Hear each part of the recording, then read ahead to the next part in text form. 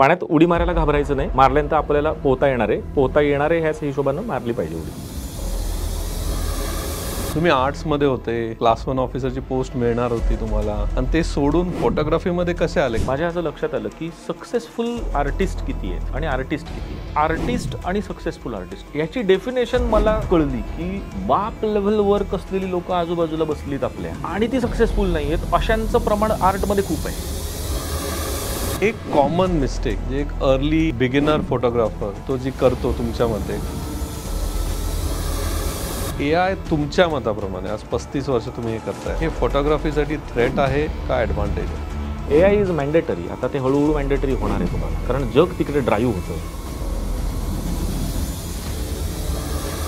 Digital camera जो आलेला आहे ना, तो जेवढा चांगला आहे तेवढा पेशन्स संपला आहे, काम करायची ही संपलेली आहे. म्हणजे 90% माणसांमधली, फोटोग्राफर्समधली ती जी चिकाटीनं काम करायची, ऑब्झर्वेशनची जी स्किल लावण्याची जी ताकद आहे ती नष्ट पावलेली आहे. जो नवीन फोटोग्राफर बिझनेसमध्ये आला आहे त्यासाठी ह्या प्रूव्हन 3 स्ट्रॅटेजीज आहेत. ॲटलीस्ट तुमचं घर चालेल, तुम्हाला असं वाटणार नाही की हे माझ्यासाठी प्रोफेशन नाही. अशा काही स्ट्रॅटेजीज आहेत का? कॉलेजमध्ये कॅमेरा नाही आहे सर. अभिनव कला महाविद्यालयामध्ये एवढं मोठं महाराष्ट्रातलं 2 नंबरचं कॉलेज आहे, मी त्याच कॉलेजमध्ये शिकलेलं आहे. फोटोग्राफी स्पेशलायझेशनच्या मुलांना द्यायला कॅमेरा कॉलेजमध्ये अजूनही नाही आहे. कट टू 2025ला नाही आहे ही परिस्थिती आहे. कसं म्हणायचं आर्ट कॉलेज आहे?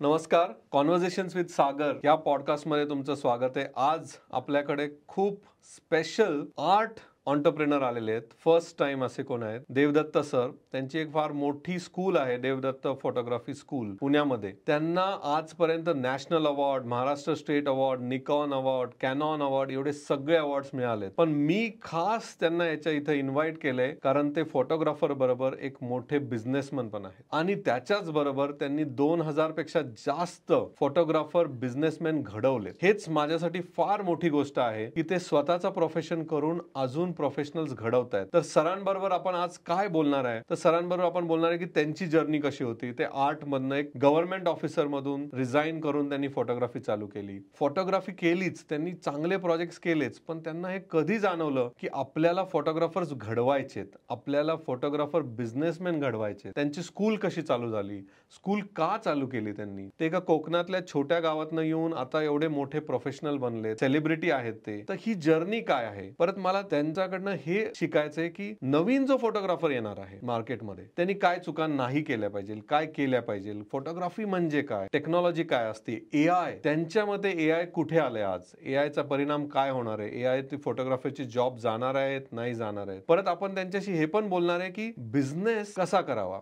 फोटोग्राफरनी रिस्पेक्ट, सेल्फ रिस्पेक्ट हा कसा कमवावा, या सगळ्या गोष्टी आपण आज सरांबरोबर बोलणार आहे. Sir, thank you so much. Welcome to this show. Thank you sir, मला इकडे बोलवल्याबद्दल खूप खूप आभारी आहे मी तुमचा. Thank you.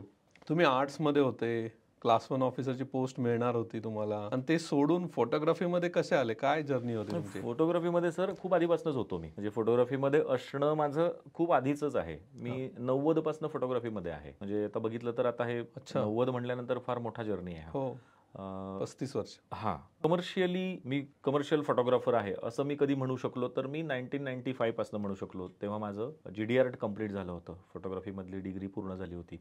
Specialisation in photography, right.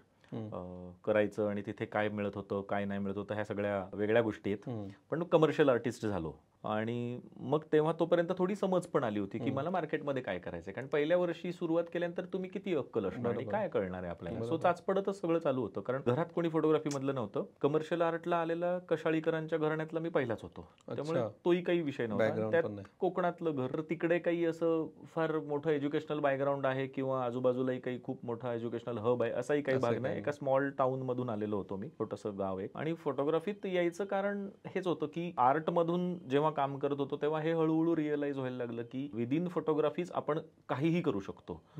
कारण तिकडे वेगवेगळे क्षेत्र असतात. म्हणजे ऍडव्हर्टायझिंग मध्ये पण वेगवेगळी परत आहे. ऍडव्हर्टायझिंग मध्ये फोटोग्राफी येते, त्यानंतर इलस्ट्रेशन येतं, टायपोग्राफी येते, असं बरंच काय काय होतं. तर टायपोग्राफीला पहिलीच फुली पडली होती माझ्याकडून, कारण मला माहिती होतं की ह्याला लाईफ फार नाहीये, हे टिकणार नाहीये खूप वर्ष, ते जाणवलं होतं. दुसरी गोष्ट इलस्ट्रेशन. तर इलस्ट्रेशन मध्ये माझ्या वर्गातला एक विद्यार्थी होता, म्हणजे माझा मित्र Rohit Shenolikar. Next to next level काम करायचा. पॅलेस ऑन व्हील्स वरती त्याने काम केलं होतं, राज्यात पहिला होता तो. बर. क्रिएटिव्ह व्हिज्युअलायझेशनचे मेरिट्स वगैरे मला मिळाले होते, पण रोहित शेणोलीकरशी तुलनाच होऊ शकत नव्हती. इतकं नेक्स्ट लेवलचं वर्क होतं संजय गरुड तो.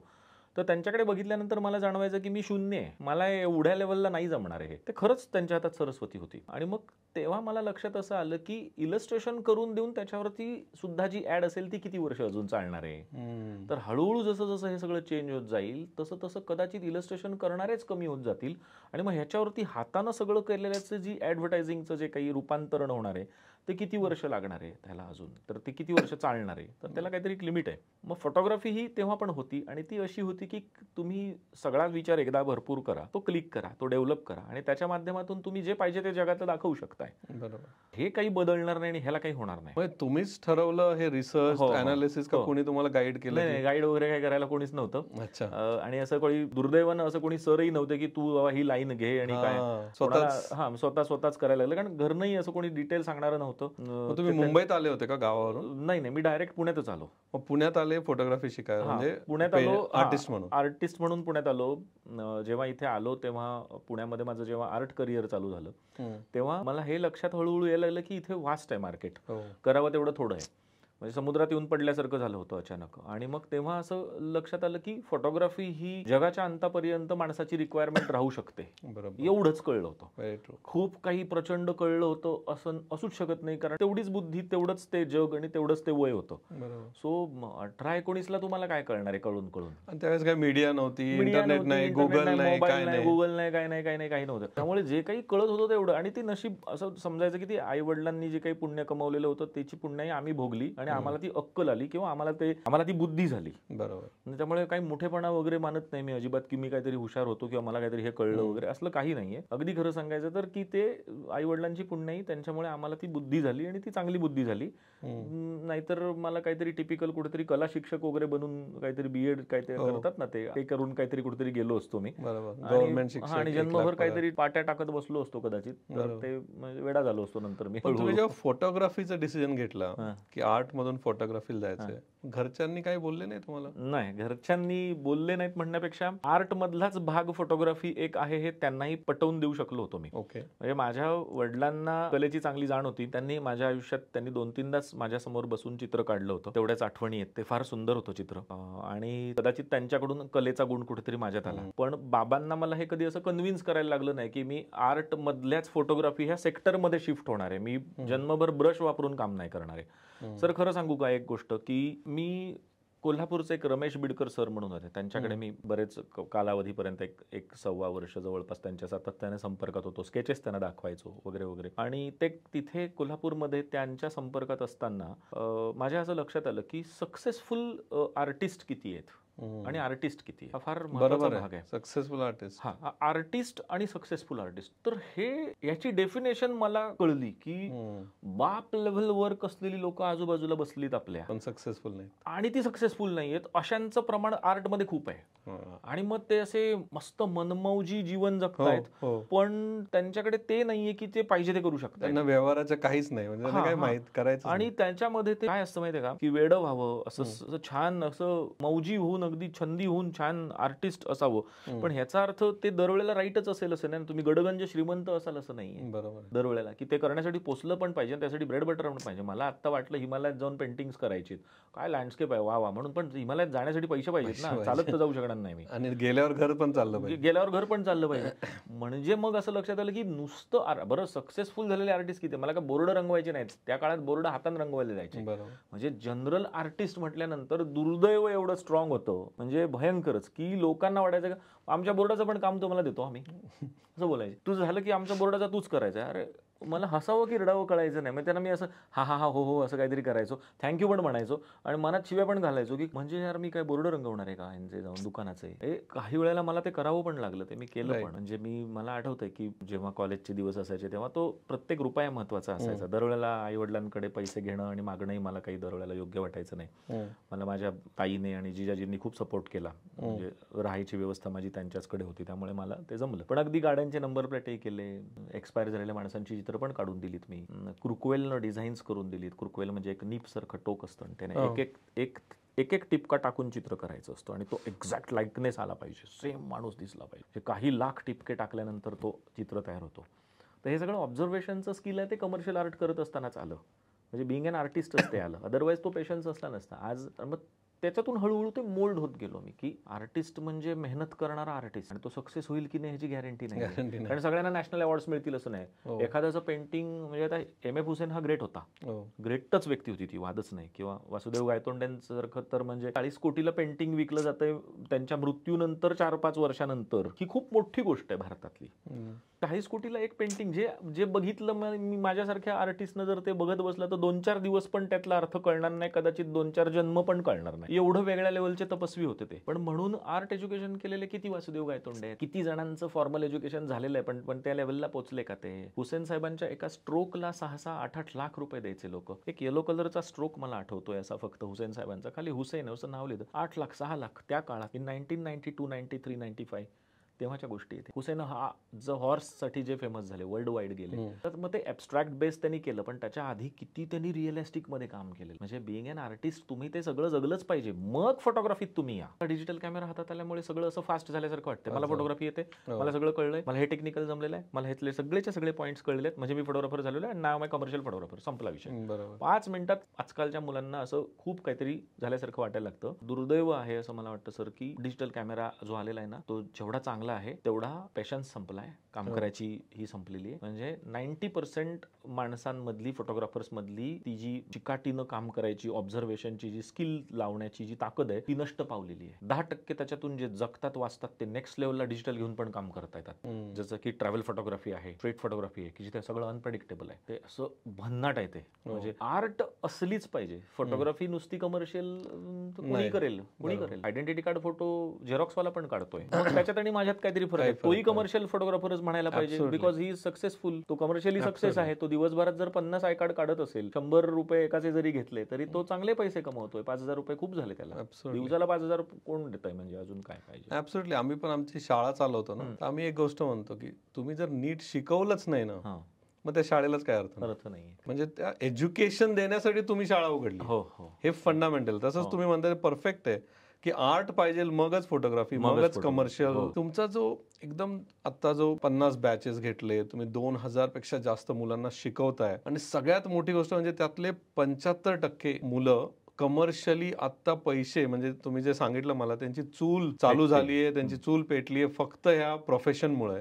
आणि तुम्ही बाय हार्ट एक आर्टिस्ट आहे, प्लस तुम्हाला हे आता एक गणित जमलंय की हे समीकरण की आर्टिस्ट आणि कमर्शियल कसं बॅलन्स करायचं. पण जुन्या काळी तुम्ही आता जस्ट म्हणाले की M.F. हुसेन होते वगैरे, मग ते आदर्श होतेच ना, ते पण पैसे कमवायचे, मग असे अनसक्सेसफुल का? त्याचं कारण असं आहे की म्हणजे आपल्या आजच्या पिढीने काय शिकायचं. एक्झॅक्टली, खूप छान नोटवरती आणलंय. मे बी तुम्ही ज्या क्षेत्रात सर गाईड करताय आता, एक बिझनेसमन घडवताय तुम्ही, आज शेकडो लोकांना तुम्ही चांगलं मार्गदर्शन केलंय, हजारो लोकांनी तुमच्याकडे एनरोल केलेत त्याच्यासाठी. हा खूप महत्वाचा आत्ताचा सध्याची गरज आहे, ज्याच्यावरती तुम्ही काम करताय. सो मला असं वाटतंय आता की या क्षणाला तुमचं अभिनंदन केलं पाहिजे, कारण तुम्ही एक्झॅक्टली ती नस पकडले. समोर बसलोय म्हणून नाही म्हणत आहे मी, खरी गोष्ट आहे. चांगलं आर्टिस्ट असणं आणि त्याला सक्सेसफुली आर्टिस्ट होणं, ह्याच्यामध्ये जो आहे त्याच्यामध्ये काय काय गोष्टी येऊ शकतात. पहिली गोष्ट, तुम्ही कसे राहताय, तुम्ही कसे वागताय, कुणामध्ये उठताय बसताय, कोण तुमचा टार्गेट ऑडियन्स आहे.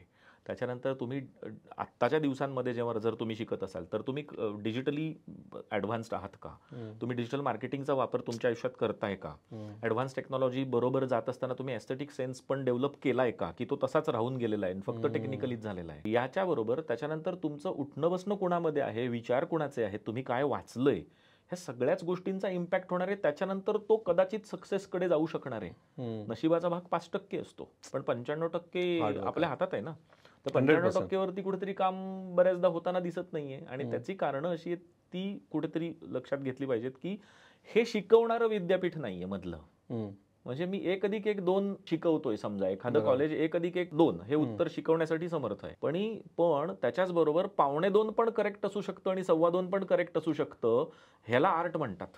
आर्टमध्ये 1+1=2चं गणित नसतं कधी. याच्यासाठी ऑब्झर्वेशन प्रचंड पाहिजे. मी जेव्हा कॉलेज करत होतो तेव्हा मला बरं वाटतं की मी ते कॉलेज केलं. कॉलेजने किती दिलं आणि किती घेतलं हा वेगळा प्रश्न आहे. बरोबर. पण एखादा टोमॅटो समोर ठेवलाय किंवा बटाटा समोर ठेवलाय तर तो आम्ही 5 तास बघायचो. तो 2.5 तास पेन्सिल ड्रॉइंग करायचंय, 2.5 तास आम्हाला त्याचं कलर करायचंय. सो 5 तास आज कुठल्याही विद्यार्थ्याला विचारून बघा, 5 तास तू बटाट्याकडे बघशील का? So the answer is no. बरोबर. ऑब्झर्वेशन खूप महत्वाचं आहे प्रत्येक गोष्टीतलं. आणि मग तिथून सवय लागते. 5 तास बटाटा बघणं म्हणजे काय आयडियल नव्हे, पण ती कामाचा भाग होता. पण ती सवय जेव्हा लागते तेव्हा तेव्हा तुम्ही जिथे नेचरमध्ये जाता, तुम्ही ॲबस्ट्रॅक्ट फॉर्म्स बघता, पेशन्स तुम्ही आपोआप आर्किटेक्चरल्स बघता, तेव्हा तुमचे धपाधप धपाधप अँगल तुम्हाला हो. मेंदू नोटीस करायला चालू करतो, रजिस्टर करतो तो की दिस इज द अँगल, हा लाईट असा इथून येतोय, हा असा तू शूट कर, हे असं घे, इथे थांब, डेड अँगल घे. हे झपझप झपझप झपझप मेंदू तुम्हाला त्या सगळ्या सिग्नल्स द्यायला लागतो. आणि ते तेव्हाच द्यायला लागणार आहे जेव्हा तुम्ही बघितलेलं आहे, ॲब्सोल्युटली. त्यासाठी रेकी केलेली आहे. मग त्या गोष्टी येणार आहेत. आणि मग पुढची गोष्ट मी मगाशी म्हटलं तसं की ते सक्सेस होणं. मग ते तुम्ही विकताय कोणाला, तुमचा बायर कोण आहे, त्याची मानसिकता काय आहे. म्हणजे पुन्हा ते डिजिटल मार्केटिंग आलं, तुम्हाला मार्केटचा अभ्यास करणं आलं. आणि हे जे काही ना दुर्दैवानं कुठेही आता कॉलेजेसमध्ये शिकवलं जात नाही. कोरे करकरीत बाहेर काढतायत डायरेक्ट. तो बाहेर जाऊन बाव चळतोय. का आश्चर्य वाटतं मला की का बिझनेस करायला का नाही शिकवत आहेत कॉलेज, नोकऱ्याच करायला का शिकवतायत दरवेळेला. ॲब्सोल्युटली. नाही, एक्झॅक्टली. मग तुमच्या कोर्समध्ये तुम्ही हा अँगल पण देता का? देतो. आता आमच्या कोर्समध्ये माझं स्वतःचं 3 तासाचं सेशन आहे की ज्याच्यामध्ये मी डेव्हलप कसा करावा बिझनेस ते सांगतो. दर बॅचला ते वाढवतोय मी. प्रत्येक लेक्चरच्या वेळेला मी प्रत्येक वेळेला ते सांगण्याचा प्रयत्न करतो की हे तुम्ही कसं कमर्शियली वापरा. आता समजा किड्स फोटोग्राफी असेल तर काय काय करा, हे तुमचे क्लायंट्स असू शकतील, यांच्याकडे असं जा, असं अप्रोच करा, हे आयडिया करा, या पद्धतीनं पिच करा की तुम्हाला हे मिळणार आहे. तर हे सांगितलं पाहिजे ना. नुसतं फोटो काढायला शिकून नाहीये काही उपयोग. नाही, काहीच उपयोग नाही. डिजिटल मार्केटिंगचं सुद्धा सेशन्स आम्ही ठेवलेली आहेत. ते सेशन्समध्ये आता परत अजून वाढ होते की त्याच्यामध्ये सुद्धा तुम्हाला ट्रिक्स अँड टिप्स दिल्या जातात. आणि मग ते रोजच कुठेतरी ते जेव्हा ब्रेन वॉश होतो, रोज त्या पद्धतीनं सांगितलं जातं, तेव्हा हळूहळू ते कळायला लागतं की आणि हे मी दररोज जाणीव करून देतो. वाटतंय तेवढं सोपं नाहीये. ही सुंदर दाखवण्याची गाजरं नाहीयेत की छान वाटलं तर खाल्लं, नाही तर मोडून टाकलं, खाऊन टाकलं, असं नाहीये. तुम्ही जाताना 1 महिन्याच्या कोर्स नंतर डोक्यावर मनभर ओझं घेऊन जा, असा आशीर्वाद तुम्हाला मी देणार आहे. पहिल्या दिवशी हे जेव्हा सांगतो तेव्हा पोरांना टेन्शन येतं. सर असं काय चुकीच्या जागी तर नाही ना, चुकीच्या जागी तर नाही ना आलेलं. शेवटच्या दिवशी मी ते वाक्य रिपीट जेव्हा करतो, सेंड ऑफच्या दिवशी सर्टिफिकेट दिल्यानंतर, तेव्हा तेच वाक्य सांगतो. तुमच्या खांद्यावरती प्रचंड ओझं घेऊन प्रेशरमध्ये तुम्ही बाहेर गेलेले पाहिजेत. प्रेशर त्यालाच होतं ज्याला भविष्याची काळजी आहे. बरोबर. प्रेशर त्यालाच येतं ज्याला काहीतरी करायचंय. आणि ज्याला आलाय मजा करून नुसता कोर्स करून गेलेला आहे, त्याला प्रेशर यायचा काही संबंधच नाहीये. तो प्रेशरच घेणार नाही, तो काय घरी होता त्याच्याऐवजी इकडे होता. बरोबर. म्हणून त्यालाच प्रेशर येऊ शकतं जो ऑनेस्ट आहे आपल्या करिअरमध्ये ज्याला करायचंय.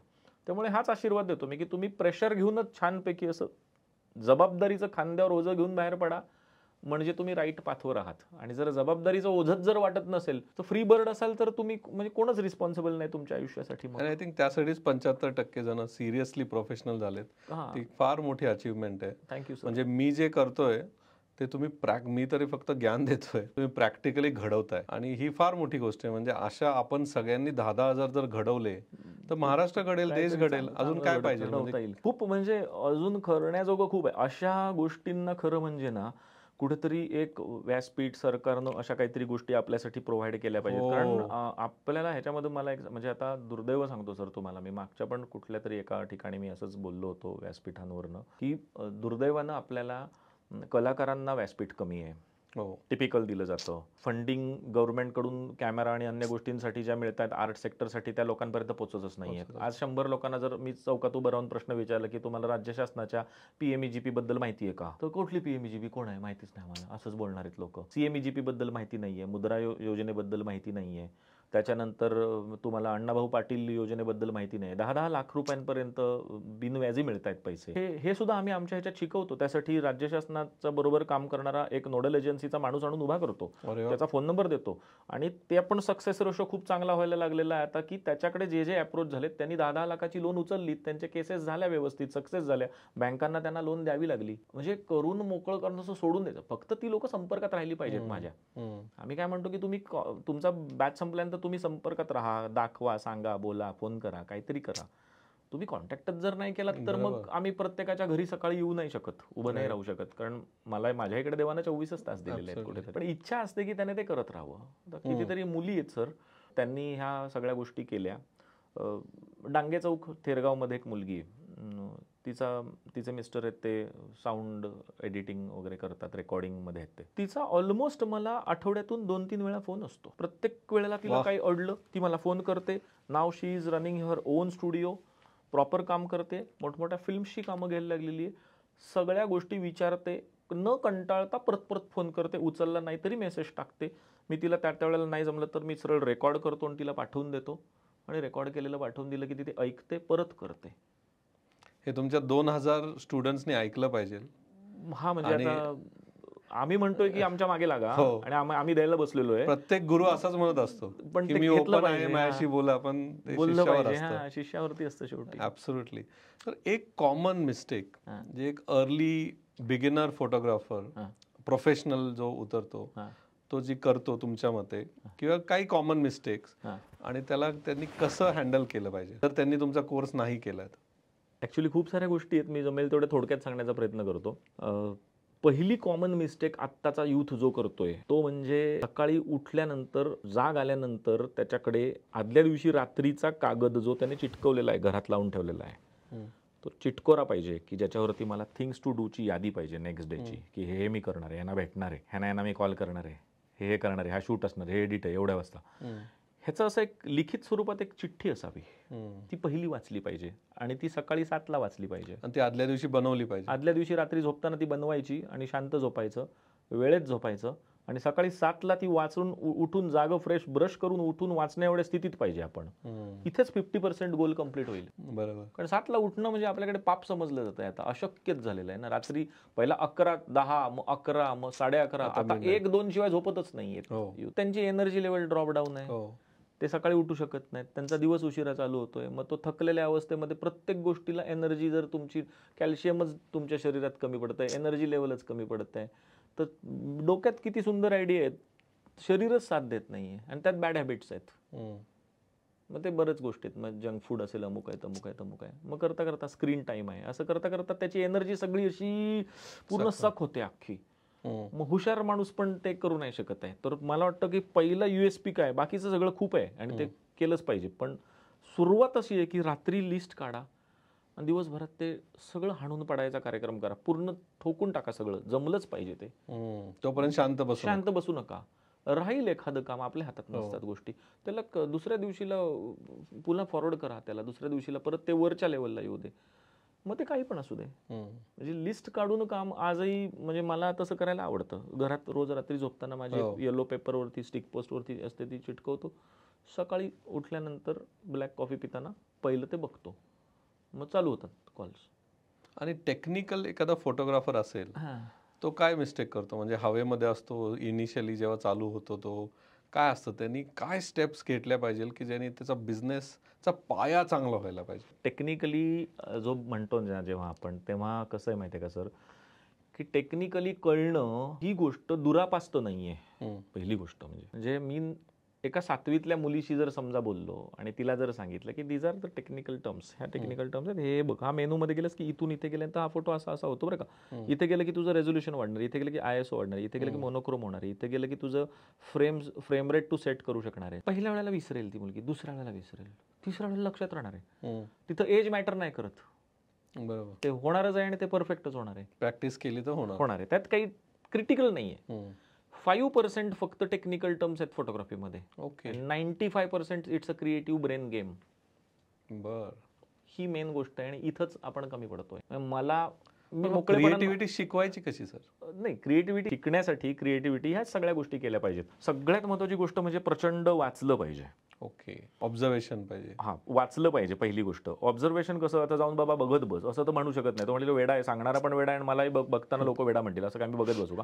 नो, कसं नाही, तुम्ही मूवी बघा, चांगल्या मूवी प्रचंड पडलेल्या आहेत मूवीज. एवढ्या खतरनाक क्रिएटिव्हिटी असलेल्या मूवीज आपल्या भारतामध्ये आहेत बघण्याजोग्या, भारतीय सिनेमानंच बनवलेल्या. ती बघावी कशी हेच दुर्दैवानं काही कळत नाहीये. ती पॉपकॉर्न खाऊन एन्जॉयमेंट करून बाहेर येतात. त्याची प्रत्येक फ्रेम लक्षात ठेवली पाहिजे, त्याचे स्क्रीनशॉट्स काढा, ते डाउनलोड करा, काय करा, सही काय काय दुनियाभराच्या काय उद्योगधंदे करा, ती तुम्ही पर्सनलाइज लेवलला बसा, शांत चित्तानं अभ्यासून बसा.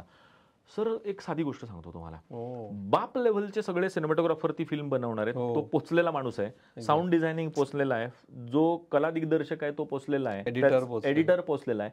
हे बाप पोचलेले लोकांनी मिळून एक फिल्म बनवलेली आहे, म्हणजे तुम्हाला पब्लिकली देत आहेत आणि ती पब्लिकली देतात आणि ऍब्सोल्युटली फ्री मिळते. आणि ती आपण निग्लेक्ट करायची, मज्जा म्हणून बघायची. म्हणजे आपल्यासारखे कपाळ करंटे आपण, जात शब्द आहे त्यासाठी, म्हणजे देणाऱ्याने सगळं दिलेलं आहे, अरे पण तू बघून त्याचा अभ्यास कर ना, ती फ्रेम बघ ना. इथंच सगळ्या गोष्टीत फ्री शिकवण आहे आपल्याला. ज्याला आर्टिस्ट म्हणून फोटोग्राफर म्हणून बनायचं ना, त्याने पहिलं वाचा, बघा. कारण जेव्हा आपण, म्हणजे आता हा एक मुद्दा झाला की फिल्म बघितली पाहिजे, स्क्रीनशॉट्स काढा, ते पुन्हा पुन्हा बघा त्याचे स्क्रीनशॉट, मग ती फ्रेम 60 डोक्यात, आणि मग त्यांनी कसा घेतला अँगल, त्याला काय म्हणायचं होतं, त्याने कसं वापरलं फ्रेम, त्याने लाइटिंग कसं केलेलं आहे, हे केवढा मोठा गुरु आहे सर आपल्यासाठी. कुठल्या कॉलेजला जायची गरज नाही. पण ऍब्सोल्युटली. किती जण करतात हे. आणि मी तर म्हणेल नेक्स्ट लेवल जावा, Next 4-5 फोटोग्राफर एकत्र बसा, एक Yes. मूवी बघा, ग्रुप डिस्कशन करा. हे करत नाहीत. बोंबलून दमतो मी, पण हे करत नाहीत. एकत्र यान बसा, एक आर्ट कट्टा तयार करा, नको त्याच्याशी गप्पा मारू नका, नाही करत. आणि दुसरी गोष्ट, वाचलं का पाहिजे. मी नेहमी माझ्या मुलांना पहिल्या दिवशीपासून सांगतो, इथे काही जण बसलेत त्यांना पण आठवत असेल की वाचा वाचा वाचा. एवढं बोंबलून याच्यासाठी सांगतो की वाचतो जेव्हा तेव्हा तुम्ही त्या व्हिज्युअलायझेशनच्या एका ट्रॅकवरनं जाता चालत असेल. म्हणजे मला नेहमी उदाहरण द्यायला आवडतं की ती J.K. रॉलिंग, जिने हॅरी पॉटर सारखं कॅरेक्टर क्रिएट केलं, तिला काय स्वप्नात आला होता का तो, का तिला भेटला होता काय का. ते प्रोसेस असेल. प्रोसेस आहे. ती एका टेबलवर बसली, तिने लिहायला चालू केलं, तिचं पहिल्यांदा रिजेक्शन झालं, दुसऱ्यांदा रिजेक्शन झालं, आणि मग त्याच्यानंतर J.K. रॉलिंगला एवढा वास्ट सक्सेस मिळाला की ती वर्ल्ड वाईड पोहोचली. तिची बुक्स नेक्स्ट लेवल सेल मधले बुक्स आहेत तिचे, त्याचे सगळे रेकॉर्ड तोडले तिने, अजूनही तोडले. त्याच्यानंतर सगळ्या तिची सिरीज आली मूवीची अख्खी, हॅरी पॉटर कॅरेक्टर गाजलं, 3D ॲनिमेशन अमुक तमुक, ते तेवढ्या लेवलला गेलं. पण जेव्हा ती बसली तेव्हा तिने लिहिलेलं म्हणजे तिचं व्हिज्युअलायझेशन किती स्ट्रॉंग होतं, म्हणून ती एक अजरामर कलाकृती तयार करू शकली. म्हणजे रायटर हा एक अजरामर कलाकृती देणारा एक मोठा माणूस असतो, मोठा कलाकार असतो. त्याने लिहिलेलं आहे, समजा तो रायटर आहे, त्याने ते लिहिलेलं आहे, ते वाचा ना यार, फुकट आहे ना ते. आज किंडलवरती वाचू शकतोय, युट्यूबवरती ऐकू शकतोय, स्टोरी टेलवर ऐकू शकतोय, कुकू FM वर ऐकू शकतोय. 200-300 रुपये घालायचे फक्त. ते घालून जर ऐकलं, वाचायचा कंटाळा आहे म्हणून, तर आपण ते व्हिज्युअल करत जातो असं. म्हणजे मी नेहमी माझ्या स्टुडंट्सना पण सांगतो की तुम्ही जेव्हा महाभारत विषय घेताय, कर्ण कॅरेक्टर घेतलं, तर ते कर्ण तुम्हाला तो उभा करता तुम्ही. बरोबर. कसा असेल तो कर्ण, म्हणजे त्याचं प्रत्येकाचा वेगळा आहे. प्रत्येकाचा कर्ण थोडा वेगळा असेल, कलर स्कीम वेगळी असेल, ॲटमॉस्फिअर वेगळं असेल. ते जेव्हा दिसायला लागतो तुम्हाला तेव्हा तुमचं व्हिज्युअलायझेशन हळूहळू स्ट्रॉंग व्हायला लागणार आहे. एक्झॅक्टली. आणि जेव्हा तुम्हाला फोटो काढायची वेळ येते आणि सांगितलं जातं की मला इथे कर्णाचा सीन उभा करून दे, तुम्ही गाईड करू शकता विदाऊट एनी रेफरन्स. आजकाल आर्ट कॉलेजची मुलं काय करतात, लगेच गुगल करतात, लगेच प्रिंटरेस्ट उघडतात, त्यातला रेफरन्स बघतात आणि ऐसा चाहिए म्हणून समोर मोबाईल दाखवतात. मग तुमचा मेंदू कशासाठी दिला देवानं. एक्झॅक्टली. तुमचा ब्रेन जो आहे तो आयडियल आहे, वेगळा आहे, प्रत्येकाला वेगळा दिला देवानं. त्याचा वापर सोडायचा आणि डायरेक्टली हे बघ असं करत बसायचं. ही नामुष्की आहे आर्टिस्टची. वा, फार फंडामेंटल तुम्ही सांगितलं की रीडिंग ठेवा, त्याच्यानंतर व्हिज्युअलायझेशन फार जबरदस्त आहे. आणि एक मूवी तर तो कॉन्सेप्ट जबरदस्त, सिम्पल आहे, सिम्पल त्यांनी घेतलं पाहिजे, ग्रुप डिस्कशन केलं पाहिजे. वा, कलाकारांचे कट्टे बसून बोलले पाहिजे तिथे, मी तू लहान मोठा वय जेंडर सगळं विसरून गेलं पाहिजे. आणि मग डिबेट व्हायला पाहिजे. मी लँडस्केप फोटोग्राफीला जेव्हा जातो किंवा जेव्हा रिच्युअल्स शूट करायला जातो तेव्हा तिथे अनप्रेडिक्टेबल थिंग्स असतात सगळ्या. पुढच्या सेकंदाला काय घडणार आहे माहिती नाहीये मला. मग तेव्हा तुम्हाला ह्या सगळ्या गोष्टी अभ्यास कामाला येतो. तिथे तुमच्या फ्रेम्स तयार होतात, तुम्हाला ते भाव कळतात, आता बदलणार आहे त्याचे भावने, आता मला उचलायचा आहे फोटो. मग 4 तास बसून राहिल्यानंतर 4.5व्या तासाला जर तुमचा त्या मिनिटाला शॉट असेल आणि तुम्ही 4.5 तास बसले आणि तेव्हा उठून नेमके गेलात, उपयोग शून्य नाही 4 तास बसल्याचा. परफेक्ट आहे. आणि आय थिंक बरीचशी लोक तुम्हाला अशी म्हणत असतील की मी क्रिएटिव्ह नाहीये सर, मला काही सुचत नाही आणि माझे फोटोज चांगले होत नाहीत.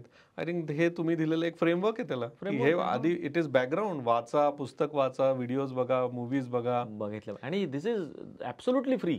कुठला गुरु सांगणार आहे मूवीज बघा म्हणून. हा, आणि म्हणजे मला म्हणजे जेव्हा रिअलाइज झालं, म्हणजे कसं असतं माहिती आहे का सर, जोपर्यंत अनुभव घेत नाही ना आपण कुठल्या गोष्टींचे, तोपर्यंत आपल्याला ते बोलण्याचा अधिकार नसतो. तर ते मी करून बघितलं, मग मला ते कळायला लागलं की काय कसं म्हणायचंय. आणि कसल्या ग्रेट एक मूवीज आहेत, काय आपल्याकडे बघायला मिळालेलं. 200 रुपये 100 रुपये सुद्धा द्यायला लागत नाहीत. आज सगळीकडे फ्री आहे. स्क्रीनशॉट्स करा, मोबाईलनं काढा, त्याचे तसे निघत नसतील तर, जिथे ती फॅसिलिटी नाही आहे, मोबाईलनं फोटो काढा पॉज करून, आहे ना, आणि त्याचा स्टोअर करा. म्हणजे तुम्हाला फोटोग्राफी या करिअरमध्ये यायचं असेल तर नुसतं टेक्निक तुम्ही म्हणता 5%च आहे. हो, ऑफकोर्स. बाकी हे तुमची क्रिएटिव्हिटी आहे आणि मग त्याला कमर्शियली तुम्हाला नेता आलं पाहिजे. म्हणजे तुम्हाला बिझनेसही शिकायचा आहे, टेक्निकही शिकायची आणि क्रिएटिव्हिटीची प्रोसेस शिकायची. क्रिएटिव्हिटी कोणी शिकवू नाही शकणार, पण एक प्रोसेस आहे. त्याला प्रोसेसमध्ये तुम्ही गेलात ना, बघा ज्याला आवड आहे तोच फोटोग्राफीला येणार आहे. मग त्याच्यासाठी ते जड नाहीये. बरोबर आहे ना. आता मला आवडच नसती फोटोग्राफीची तर मी मेकॅनिकली येऊन फोटोग्राफी करू नसतो शकलो. ठराविक काहीतरी केलं असं पाठी टाकून झालं असतं, बंद केलं असतं. किंवा मी गव्हर्नमेंटचा एवढा चांगला जॉबही सोडला नसता, मला चांगले पैसे मिळत होते, घराच्या जवळ होतं, रगड पेन्शनही मिळाली असती आणि सगळं चांगलं झालं असतं. मग ती कशाला धडपडायला इकडे येऊन जीवाचे हाल करून घेतोय मी. पण त्याच्यात आनंद आहे. एक्झॅक्टली, पॅशन पाहिजे तुमचं. प्रत्येक क्षणाला सर आनंद देणारी कला आहे ना ही. म्हणजे ही गोष्ट अशी आहे की प्रत्येक क्षणाला आनंद आहे. तुम्ही कार बनवायला घेणार, तुम्ही एक सॉफ्टवेअर बनवायला घेणार, तुम्ही एक बिल्डिंग बांधायला घेणार. So there are hundreds of people coming together आणि ते त्यांचं एक काहीतरी देत आहेत योगदान. मग ते उभं राहणार आहे स्ट्रक्चर. फोटोग्राफ तसा नाही. फोटोग्राफला जाईपर्यंत तुम्हाला असं त्या प्रोसेसमधून तुम्ही जाता, त्याच्यामध्ये सगळे विचार करत करत करत करत जातात. तिथे गेल्यानंतर त्या परिस्थितीचा आढावा घेऊन तुम्हाला एक क्लिक मिळतंय. That process is like a meditation. तिथे मेडिटेशन कम्प्लीट होतं तुमचं. कारण जेव्हा तुम्हाला तो फोटो मिळतो तेव्हा ते तुम्हाला तिथे तो फोटो मिळणं म्हणजे तुम्हाला तो फायनल गोल अचीव्ह झाल्याचा आनंद आहे, ज्याचा आई पण तुम्हीच आहे आणि बाप पण तुम्हीच आहे. तुमची कलाकृती आहे ती, जगात कोणी म्हणू शकणार नाही माझी आहे. बरोबर. बाकी कुठल्याही क्षेत्रात तसं नाही. तिकडे ग्रुपचं काम चालतं. मी कार बनवली, मी दरवाजा बनवला, मी त्याचा मिरर बनवला असं म्हणू नाही शकत. तिकडे खूप जणांचं योगदान असतं. नाही, व्हेरी ट्रू. ऍक्च्युली मी पण तेच म्हणतो की बिझनेस जेव्हा तुम्ही चालू करताना हे तुमचं बाळ आहे. जसं तुम्ही आता म्हणाले, आई पण तुम्ही आणि वडील पण तुम्ही, आजोबा तुम्ही, सगळेच तुम्ही. त्यामुळे तुम्हाला डिसाईड करायचं की किती वेळ द्यायचा, किती नाही द्यायचा. तर असा कुठला तुमचा पहिला फोटो आहे की ज्याने तुम्हाला असं वाटलं की येस, फोटोग्राफी हे माझं कमर्शियल करिअर होऊ शकतं? आठवतं का तुम्हाला असा कुठला की किंवा असं वाटलं की येस, मला पैसेने मी कमवू शकतो, म्हणजे माझी लाईफ तरी चालू शकते? म्हणजे काय झालं होतं की मला आठवतंय, म्हणजे कमर्शियल साईड सांगायची असेल तर कमर्शियल साईड सांगतो तुम्हाला. मी कॉलेजमध्ये असताना एक बजाज ऑटोमधून काम करणारे पण प्रोफेशनली कामं करवून घेणारे बाहेरच्या फोटोग्राफर्सकडून आणि थोडीफार फोटोग्राफी ते स्वतः करायचे असं एक माणूस होते, एक व्यक्ती होती, जवळ राहायला होती. त्यांनी टाटा मोटर्सचं काम घेतलं होतं आणि टाटा मोटर्सचं काम घेतल्यानंतर ते मेटलचे पार्ट्स होते काही आणि त्याला असं एकदम गोल्डन ग्लेज होता, तर समहाऊ त्याला काहीतरी कोटिंग होतं ते, आणि तो लाईट कंट्रोल करणं फार अवघड जात होतं. जमतच नव्हता तो फोटो कसा काढायचा, ते काहीच जमत नव्हतं. आणि त्यांना काळ्या बॅकग्राऊंडवरती ते फोटो काढायचे होते आणि त्या काळात चांगले लाईट्स नव्हते, खूप भारीतले कॅमेरे पण नव्हते आतासारखं सगळंच, पण फोटोग्राफी काही होत नव्हती असं नव्हतं. त्यावेळेला ते जे सगळे होते ते माझ्या वडिलांच्या वयाचे होते फोटोग्राफर्स आणि त्यांना प्रचंड अनुभव होता, ते काम करत होते. आणि अशा वेळेला हा जरा काहीतरी करेल असं वाटतंय, असं काहीतरी त्यांना कुठून तरी झालं आणि माझ्याकडे ते आले आणि त्यांनी मला ते दिले प्रॉडक्ट आणून. ते म्हणले, बघू तू कसा करतोयस, मग जमलं तर मग तुला पैसे वगैरे देऊ आम्ही, पण तू करून तर दाखव. मला नंतर खूप उशिरा 6 महिन्यानंतर कळलं की ह्यांची लागलेली होती तिथं, म्हणून मला हे दिलेलं होतं. पण मी इनोसंटली ते काम हो म्हणलं आणि केलं आणि त्यांना ते असं सेकंड डे मी त्यांना ते काम देऊन टाकलं लगेचच. तेव्हा पेंटॅक्स K1000 होता तो निडलचा रोल घालून काम करून देऊन टाकलं. ते प्रचंड ॲप्रिशिएट झालं. त्याच्यानंतर माझ्याकडे जवळपास 7 का 8 कामं आली टाटा मोटर्सची. अरे वा. आणि नंतर टाटा मोटरवाल्यांना ते कसं पाहिजे हे सांगताना आणि सांगून ते कम्युनिकेट करणं त्या फोटोग्राफरना जमवत नव्हतं. म्हणून मला तिकडच्या एका चांगल्या मोठ्या अधिकाऱ्याची माझीच भेट घालून दिली शेवटी. आणि तेव्हा एक मुवमेंट आली की तेव्हा त्यांचा इलाज चालेना. बरोबर. त्या माणसाला पिक्चरमध्ये आणायला लागलं त्यांना. आणि त्यांनी मला पिक्चरमध्ये आणल्यानंतर मग मला त्यांनी म्हणले की तुमचे जे बिलिंग असेल ते माझ्याशी फक्त बोलून ठेवा आणि तुम्हाला असं काम रेग्युलर करायला आवडेल का? म्हणलं आवडेल काय? म्हटलं आवडेलच, आवडणार नाही कोणाला, चांगले पैसे मिळणार आहेत. पण तेव्हा मला कळलं की मी अर्धा तास काम केलं होतं, फक्त माझं डोकं वापरलं होतं आणि मला लाइटिंगचा जो काय अभ्यास होता तो वापरला, तर ह्यांना एवढे आवडलेत आणि त्यांनी मला त्या काळात भरपूर पैसे मिळाले मला. म्हणजे मला आठवतंय की ही गोष्ट आहे, किती असेल अमाऊंट ती आत्ताच्या काळातले, म्हणजे त्यावेळेचं जर म्हणले ना तर साधारणपणे आता 30 वर्ष, म्हणजे आता 93, आता 2025 चालू आहे. 32 वर्ष. हां, तर 32 वर्षापूर्वी तेव्हा मला 5,000 रुपये मिळाले.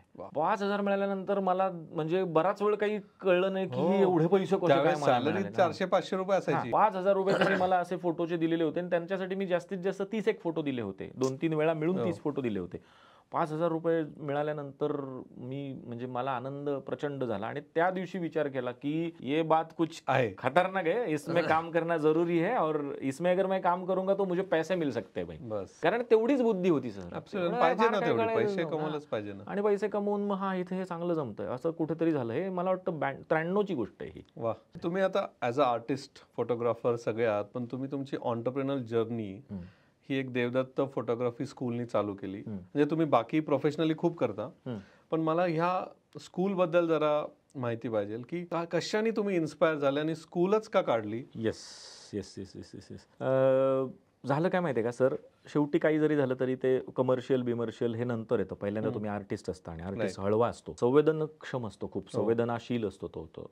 त्याच्या संवेदना बाकीच्यांपेक्षा ऑर्डिनरीपेक्षा थोडासा तो जास्त सेन्सिटिव्ह असतो, असं म्हणून इमोशनल असतो. तर मलाही असा इमोशनल, मी स्वतः इमोशनल आहे आणि माझ्यासमोर एक असा सीन घडला की जो खूप मला इमोशनल करून गेला. माझ्यासमोर एका वयानं मोठ्या असलेल्या, आता ते आपल्यात नाही राहिले ती व्यक्ती, बिचारा साधा फोटोग्राफर होता एक. तो he was not at all creative, he was working for small newspaper agency kind of, आणि त्याच्यावरती त्याला फोटोवर पैसे मिळायचे, घर चालवायचा त्याच्यावरती तो बिचारा. आणि त्याला एकदा महापालिकेचा ॲन्युअल डे होता आणि एका मोठ्या नेत्यानं त्याला रोल संपला तेव्हा त्याचा स्टेजवरती 35चा रोल असायचा आणि I was using same roll, पण मला प्रेसचं पण काम आणि इकडचं काम, त्यामुळे मला ते बरोबर करत होतो मी. त्या वयस्क माणसाला त्यांनी स्टेजवरनं खाली उतरून इन्सल्ट केला त्याचा खूप. समोर 1000-1200 लोक बसलेली आहेत आणि त्याला माईकवरती असं आहे का, तर त्याचा रोल संपला आणि त्याला तो नवीन रोल लोड करत असताना स्टेजवरचा लाईट होता पण इकडे लाईट कमी होता आणि त्याचा चष्मा राहिला होता घरी, तर त्याला तो रोल लोड करणं जमत नव्हतं. त्याचा हात असा जसं थरथरत होता आणि जसं जसं त्याचं प्रेशर वाढायला लागलं तर त्याचा त्याला हात असा तो रोलमध्ये जाईना त्याचा आणि तो रोल नीट लोड होईना आणि त्या गडबडीमध्ये तो त्याच्या हातातून तो रोल खाली पडला. हे बघितलं स्टेजवरच्या लोकांनी, परत त्याच्याशी असं काहीतरी ॲरोगंट बोलले. हे जेव्हा माझ्यासमोर घडलं ना सर, मला प्रचंड वाईट वाटलं. मला असं वाटलं मलाच बोललेत. मी तेव्हा नोकरीत होतो सरकारी, तर मला त्या क्षणाला नाही काय करता आलं, पण नेक्स्ट डे त्याच्या घरी गेलो मी आणि म्हटलं तू घाबरू नकोस, म्हटलं काय झालं, असं झालं, सगळं झालं, म्हणजे सोडून दे म्हटलं, असं असतात लोक वगैरे. तात्पुरती सांत्वना केली, पण म्हटलं हे मलम आहे फक्त, इथे जखम नाही भरणार आहे, हे वरवरची मलमपट्टी आहे. मग हे असं का झालं? पहिली गोष्ट, फोटोग्राफर कॉन्फिडन्स नव्हता त्याच्यामध्ये. मग कॉन्फिडन्स का नव्हता? त्याचं प्रोफेशनला जशा पद्धतीनं त्याने वागलं पाहिजे तसा नव्हता. मग असं सगळे उलटे विचार करत आलो. मग ही ह्याच्यावर वेळ का आली? तर फोटोग्राफरचं लोक त्यावेळेला ऐकतात. फोटोग्राफरनं 2 मिनिटं सर थांबा म्हणून सांगितलं असतं, रोल चेंज करतोय आणि असं बिंदास सांगितलं असतं तर ते थांबलेही असते. पण ह्याच्या बाबतीत एवढी मानहानी होण्यासारखा विषय काय झाला? असं सगळे उलटे विचार करत आल्यानंतर लक्षात आलं की फोटोग्राफीचं एज्युकेशन जर नीट घेतलं तर मग माणूस असं होणार नाही त्याच्याकडून. आणि मग त्या दिवशी ठरवलं होतं मी की जेव्हा आयुष्यात कधीतरी जमेल त्या दिवशी आपण फोटोग्राफी शिकवण्याचा छोटासा प्रयत्न करू, जेवढं आपल्याला येतंय. आणि मग कट टू म्हणजे जवळपास बरीच वर्ष गेली त्याच्यानंतर डायरेक्टली ही गोष्ट होती साधारणपणे 1999 मधली गोष्ट आहे ही. आणि 2013ला मी माझं स्वतःचं फोटोग्राफी स्कूल चालू केलं, ते लक्षात ठेवून. कारण मला फोटोग्राफरचा इन्सल्ट झालेला ते बघवलं नव्हतं. आज कुठल्याही फोटोग्राफरच्या बद्दल जर कोण काहीतरी बोललं किंवा त्याला जर असं काहीतरी अरे तुरेच्या भाषेमध्ये इन्सल्टिंग केलं तर तो आर्टिस्ट आहे ना. बरोबर. तुम्हाला त्याचा रिस्पेक्ट नाही करता येते ते तुमचं चुकतंय, पण त्याचा अनादर तरी करू नका, त्याला असं काहीतरी पण बोलू नका ना तुम्ही.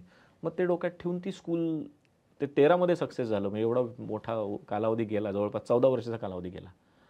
ते होतं सबकॉन्शियस माइंडमध्ये, ते स्वामींच्या कृपेनं घडलं. मुलं शिकली पाहिजेत, कारण त्याला ते, आणि जेवढं तुम्ही देणार ना ते प्रामाणिकपणे द्या. तिथं प्रतारणा करू नका, कारण ज्ञानदानाच्या कार्यामध्ये जर तुम्ही फसवणूक केली ना त्याच्यासारखं पाप नाही. बरोबर, असं मला तरी वाटतं. कारण तेच एक्झॅक्टली कॉलेजमध्ये ते चालेल. सर कॉलेजमध्ये कॅमेरा नाहीये सर. अभिनव कला महाविद्यालयामध्ये एवढं मोठं महाराष्ट्रातलं 2 नंबरचं कॉलेज आहे, मी त्याच कॉलेजमध्ये शिकलेलं आहे. फोटोग्राफी स्पेशलायझेशनच्या मुलांना द्यायला कॅमेरा कॉलेजमध्ये अजूनही नाहीये. कट्टू 2025ला नाहीये. बोला, ही परिस्थिती आहे. कसं म्हणायचं आर्ट कॉलेज आहे? कुठल्या अँगलनं तोंडानं सांगू जा बिंदास ऍडमिशन घे? नाही घेऊ शकत आहे. जगले वाचले, स्वतःच्या स्किलवर बाहेर निघाले, कशी तरी त्यांनी सर्व्हाइव्ह केलं, शिकत बसली ती मुलं. लोन देणार, लोन फेडत बसणार, फीचे लोन असणार काही लोकांची. नाही, तिथे फी कमी आहे, खूप फी प्रचंड कमी आहे, पण शिकवण्याचा आनंद आहे. आज माझ्याकडे 30 स्वतःचे DSLRs आहेत. 30 DSLRs मी फ्री देतोय वापरायला. मला मोठेपणा नाही त्याचा, पण एक खरेदी करत आलो, थोडं जमा केलंय. आज 15 लॅपटॉप आहेत आपल्याकडे, देतोय, वापरा, बिंदास करा. आता तर आम्ही असं चालू केलंय की बॅचमध्ये तुम्ही कधी पण घेऊन जा, वापरा कॅमेरा, पैसे देऊ नका मला. कारण एका DSLRचं मिनिमम आत्ता भाडं आहे कमीत कमी 900 ते 1000 रुपये. इंटू 30 लोक 30,000 रुपये झाले, गुणिले 30 दिवस किती झाले सर पैसे? मी 1 रुपया घेत नाही कोणाकडून. पण याला विचारा दोघांना, पण घेतो का रे कधी? म्हणजे मी किती रेव्हेन्यू सोडून देतोय, पण मला तो रेव्हेन्यू म्हणून नाहीच करायचा. आणि तुमच्या मागे पण ह्यांनी कधीच आम्हाला 2 वर्षात एकही निगेटिव्ह गोष्ट नाही सांगितली. तेच गुडविल आहे सर. तेच गुडविल. फोटोग्राफीमध्ये अर्निंग गुडचं डेफिनेशन काय? अर्निंग गुड म्हणजे हे बघा, किती लाख रुपये? नाही, 50,000, 75 महिना. हे बघा, महिन्याला साधारणपणे तुम्हाला 1 लाखभर रुपये मिळाले तरी सुद्धा चालू शकेल. चांगलं. आणि बेस्ट काय? बेस्ट लाईन लिमिटच नाही. लिमिटच नाही, त्याला काही नाही. पण ही गोष्ट कशी आहे माहिती आहे का, ही गोष्ट पुन्हा कशी थोडी वेरी होते सांगतो तुम्हाला. एक साधी डेफिनेशन सांगतो, सक्सेसची डेफिनेशन काय जी मला असं वाटतं ते मी सांगतो. फोटोग्राफरला जेव्हा जिथे जावं असं वाटेल आणि जे शूट करावं असं वाटेल ते जगाच्या पाठीवर कुठेही कधीही जाऊन करण्या एवढी आर्थिक सुबत्तता त्याच्याकडे आली तर तो सक्सेसफुल फोटोग्राफर आहे. म्हणजे नाही म्हणता आलं कुठे किंवा एक दिवस नाही रेस्ट करायचंय, नाही, संपला विषय. सिंपल गोष्ट आहे. मला आता वाटलं की पुढच्या महिन्यात मला वेडिंग होतं, पण नाही, मला त्याच्यापेक्षा लडाखला जायचंय, मला छान वाटतंय, तर मी वेडिंग कॅन्सल करून लडाखला जाऊ शकतो. फोटोग्राफर नाही, प्रत्येक प्रोफेशनचं हेच आहे. एक्झॅक्टली, म्हणजे तोच सक्सेस आहे ना, तेच सक्सेस आहे, तोच त्याचा हे बेंचमार्क पकडू शकतो. हा, हे तो करू शकतोय म्हणजे तो सक्सेसफुल आणि he is earning sufficient. Absolutely. म्हणजे नकाराचा अधिकार येणं ही पण महत्वाची गोष्ट आहे की मी नाही करणार आहे, हे चॉईस येणं म्हणजे सक्सेसच आहे, दुसरा काय. 100%. Simple definition. तुम्ही सेम पाथवरती चाललेल्या मित्राशी फार घनिष्ठ संपर्क आहे तुमचा, रोजचं उठण्या बसणं, तोही धडपडणार आहे, तुम्हालाही पाडणार आहे. ऍब्सोल्युटली. दोघंही, मग काय उपयोग आहे. मैत्री असावी, पण ती अशी असावी की मोठ्या माणसावर करावी. मला हे कधी कळलं माहिती आहे का, मला विचारांमध्ये बदल होणं गरजेचं असतं. 100%. मी शाळेत जेव्हा होतो तेव्हा बॅडमिंटनचं एक छोटंसं कोर्ट क्रिएट केलं होतं घरासमोर मोकळ्या जागेत. तेव्हा ते नव्हतं गावात अख्ख्या, म्हणून मी ते बनवलं 9वीत असताना. आणि खेळायला येणारे कोण, माझ्या वर्गातले मित्र येत नव्हते, त्यांना क्रिकेटमध्ये इंटरेस्ट होता आणि मला बॅडमिंटनमध्ये होता. बॅडमिंटनचं का, तर माझ्याकडे येणारे सगळेचे सगळे कलेक्टर ऑफिस मधले सगळे अधिकारी यायचे. त्याची कॉलनी शेजारी होती, त्यांच्या कॉलनीत नव्हतं, ते माझ्याकडे यायचे खेळायला. ते कसे बोलतात, कसे वागतात, त्यांचं कसं ड्रेसिंग सेन्स कसं आहे ते, म्हणजे येताना शॉर्ट व्हाईट कलरची घालणार, शूज घालणार पांढरे, चांगले रॅकेट्स घेऊन येणार. हे सगळं बघून आहे ना मला कळायला लागलं की अरे मग ते चांगले बोलतायत आपल्याशी, मित्रासारखे बोलतात, मग आपण का नाही बोलायचं. मग त्यांचं थिंकिंग हळूहळू ॲडॉप्ट व्हायला लागलं, हळूहळू ते असं थोडंसं कळायला लागलं की हा. त्याचा एक फोटो आहे, आईन्स्टाईन बरोबर, एक 30 नोबेल लॉरिएट आहेत आणि त्यांचा फोटो आहे, आणि मग त्या फोटोवर अनालिसिस झालं नंतर, आणि त्यांच्याला विचारलं गेलं की तुम्ही 30 लोकांना कसं काय नोबेल मिळालं, आणि ही लोक सगळी एकत्र. तर त्यांनी हे सांगितलं, तर आम्ही 30 लोक आईन्स्टाईन बरोबर अशा लोकांबरोबर फिरत होतो. तुम्ही ज्या लोकांबरोबर फिरता ना तुम्ही तसेच बनता. खरं आहे. म्हणजे त्यांनी स्टेप्स सांगितले त्यांनी की बाबा आम्ही इनिशियली आईन्स्टाईन बरोबर फिरलो, नंतर अशा याच्याबरोबर फिरलो, आणि नंतर ते टेम्पलेट बनतं, म्हणे सक्सेसचं टेम्पलेट बनतं. करेक्ट. की ह्याच म्हणजे तुम्ही जसं म्हणाले, नंतर कळतं की अरे ह्या 5 गोष्टी करतायत का, मग आपण पण ह्या 5 गोष्टी करू. It's a fact. म्हणजे तुमची जर गाडी एकदम स्पीडनी चालली आणि काहीच अडथळे नाहीये, त्यामुळे तुम्हाला ट्रॅक बदलायचाच आहे. म्हणजे तुम्ही काहीतरी स्मूथ चाललंय ना म्हणजे चुकतोय, तुम्हाला ट्रॅक बदलायचा. बदल गरजेचा आहे. बदल केले. खूप स्मूथ चाललंय, सगळं चाललंय ना, मग संपलं, काहीतरी तुम्ही प्रॉब्लेम येणार आहे, म्हणजे तुम्ही रिटायर झाले आता. आणि फार अलर्ट राहायला लागतं.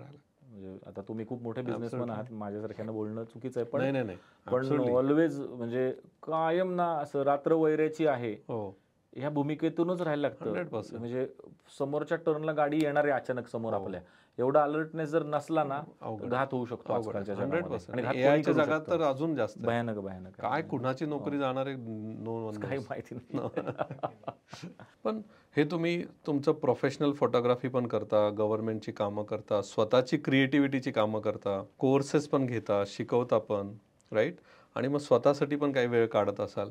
हे टाइम मॅनेजमेंट तुम्ही कसं करता? म्हणजे जर माझ्या ऑडियन्समध्ये कोणी फोटोग्राफर बनायचं आहे आणि त्याला हे सगळ्या गोष्टी पण करायच्या, मे बी सोशली त्याला काहीतरी वेगळी गोष्ट करायची आहे, पण प्रोफेशनली काही गोष्टी करायची, स्वतःची क्रिएटिव्हिटी करायची, तर काय हॅक आहे का टाइम मॅनेजमेंटसाठी की ह्या 4 गोष्टी तुम्ही करायला पाहिजे? खरं सांगायचं तर टाइम मॅनेजमेंटवरती बोलण्या एवढा मी योग्य माणूस नाही आहे, कारण मलाही अजून खूप गोष्टी अचीव्ह करायच्या आहेत ज्या मला माहिती नाहीत ह्या आयुष्यात जमतील की नाही. तेवढ्या त्या जमल्या पाहिजेत अशी इच्छा आहे, पण 100% टाइम मॅनेजमेंट अजून मलाही जमलेली नाहीये. म्हणजे ऑनेस्टली जसं तुम्ही करताय आज, म्हणजे 2000 मुलांना शिकवता, म्हणजे तुम्हाला जमली एक लेवल, काय आहे ती लेवल, काय आहे? काय नाही, लवकर दिवस स्टार्ट करा. ओके, मगाशी म्हणलं तसं याद्या काढा, याद्या काढून ते गोल एक एक कम्प्लीट करायचा प्रयत्न करा, आणि जेव्हा तो गोल कम्प्लीट होतो तेव्हा तुम्हाला ऑटोमॅटिकली पुढच्या गोष्टींसाठी एनर्जी मिळत राहते. अपडेट राहिलं पाहिजे, आणि स्वतःसाठी काम करायला जेव्हा आपण ट्रॅव्हलमध्ये फोटोग्राफी करतो, ट्रॅव्हल फोटोग्राफी करणं हा जो भाग आहे, हा जेव्हा तुम्ही करता तेव्हा खूप मोठ्या प्रमाणावरती तुम्हाला दुनियाच खूप काहीतरी शिकवून जाते, आणि त्यासाठी बाहेर पडलं पाहिजे, आपल्याच जगात राहिलं नाही पाहिजे. आणि हे करण्यासाठी सुद्धा पैसेच लागतात पुन्हा. म्हणजे मला आपण असं म्हणतो ना की सगळ्या गोष्टी पैशात नाही मोजता येत. मला असं चुकीची गोष्ट. आता दिवस बदललेत, व्याख्या बदलली पाहिजे. आज साध्या गोष्टींसाठी सुद्धा पैसेच लागणार आहेत आणि ते पैसे असले पाहिजेत तर तुम्ही ते करू शकताय. तर मला असं वाटतं की हे व्याख्या बदलायचे दिवस आता आलेले आहेत, आधीच आलेले आहेत. आता ते आपल्याला अंगीकारलं पाहिजे. तुम्ही जे म्हणाले ना की नोटवर लिहा, ते प्रोफेसरांनी सांगितलेली one of the time management टेक्निकच आहे. तुम्ही जे करताय टाइम मॅनेजमेंटसाठी पहिलं ते कागदावर यायला लागतं. कागदावर यायला लागतं. येस. त्याशिवाय टाइम मॅनेजच होत ते तसंच. नाही तर ब्रेन ब्लॉक होतो तुमचं. ब्रेन ब्लॉक होतो आणि बऱ्याच गोष्टी मिस होतात. तर ती टेक्निक आहे आणि त्याच्यात मग ते कागदावर लिहायचं कसं त्याच्या पण टेक्निक्स आहे. म्हणजे वन ऑफ द टेक्निक जी मी स्वतः फॉलो करतो की 4 भागामध्ये कागदावर लिहायचं. ठीक आहे. सगळ्यात डाव्याकडची वरची जी आहे ती अर्जंट आणि इम्पॉर्टंट. उजव्या बाजूला गेलं नॉट अर्जंट इम्पॉर्टंट. खाली आलं अर्जंट पण नॉट इम्पॉर्टंट. आणि हा क्वाड्रंट मध्ये इम्पॉर्टंट पण नाही अर्जंट पण नाही. ह्याच्यात जर तुम्ही केलं तर तुमची लिस्ट मोठी जेव्हा होती ना, हा क्वाड्रंट तुम्हाला हेल्प करतो फोकस करायला. क्या बात आहे. फार सुंदर. मग हे म्हणजे मोठ्या मोठ्या इन्स्टिट्यूटमध्ये हे शिकवलं जातं. पण आपल्याला ही प्रॅक्टिसमध्ये आणायची की मग आपोआप आपलं माइंड होतं अर्जंट इम्पॉर्टंट गोष्ट कुठली आहे, मग ती नक्की संपते त्या दिवसाची.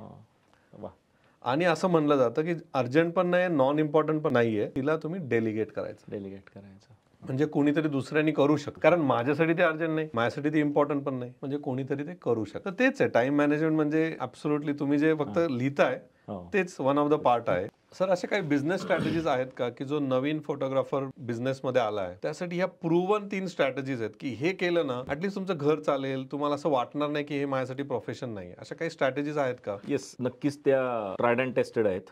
पहिली गोष्ट म्हणजे सातत्य ठेवलं पाहिजे. फोटोग्राफी क्षेत्रामध्ये येत असताना सातत्याची खूप गरज असते की तुम्ही ती गोष्ट करत राहा ऑटोमॅटिकली तुम्ही परफेक्ट होता. पाण्यात उडी मारायला घाबरायचं नाही. मारल्यानंतर आपल्याला पोहता येणार आहे ह्याच हिशोबानं मारली पाहिजे उडी. दुसरी गोष्ट, मार्केटमध्ये काय चालू आहे आणखी मी ते वेगळ्या पद्धतीनं कसं देऊ शकेल ही गोष्ट बघितली पाहिजे. ती देत नाहीत. पारंपरिक विषय सोडून दिला पाहिजे.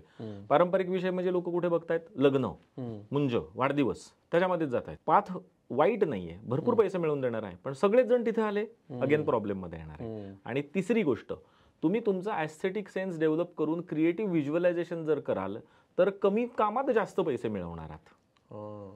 कारण जर म्हणजे मी किती असाइनमेंट्स करतोय आणि मला किती पैसे मिळत आहेत हा रेशो कुठेतरी कधीतरी आयुष्यात कॅल्क्युलेट करावाच लागणार आहे.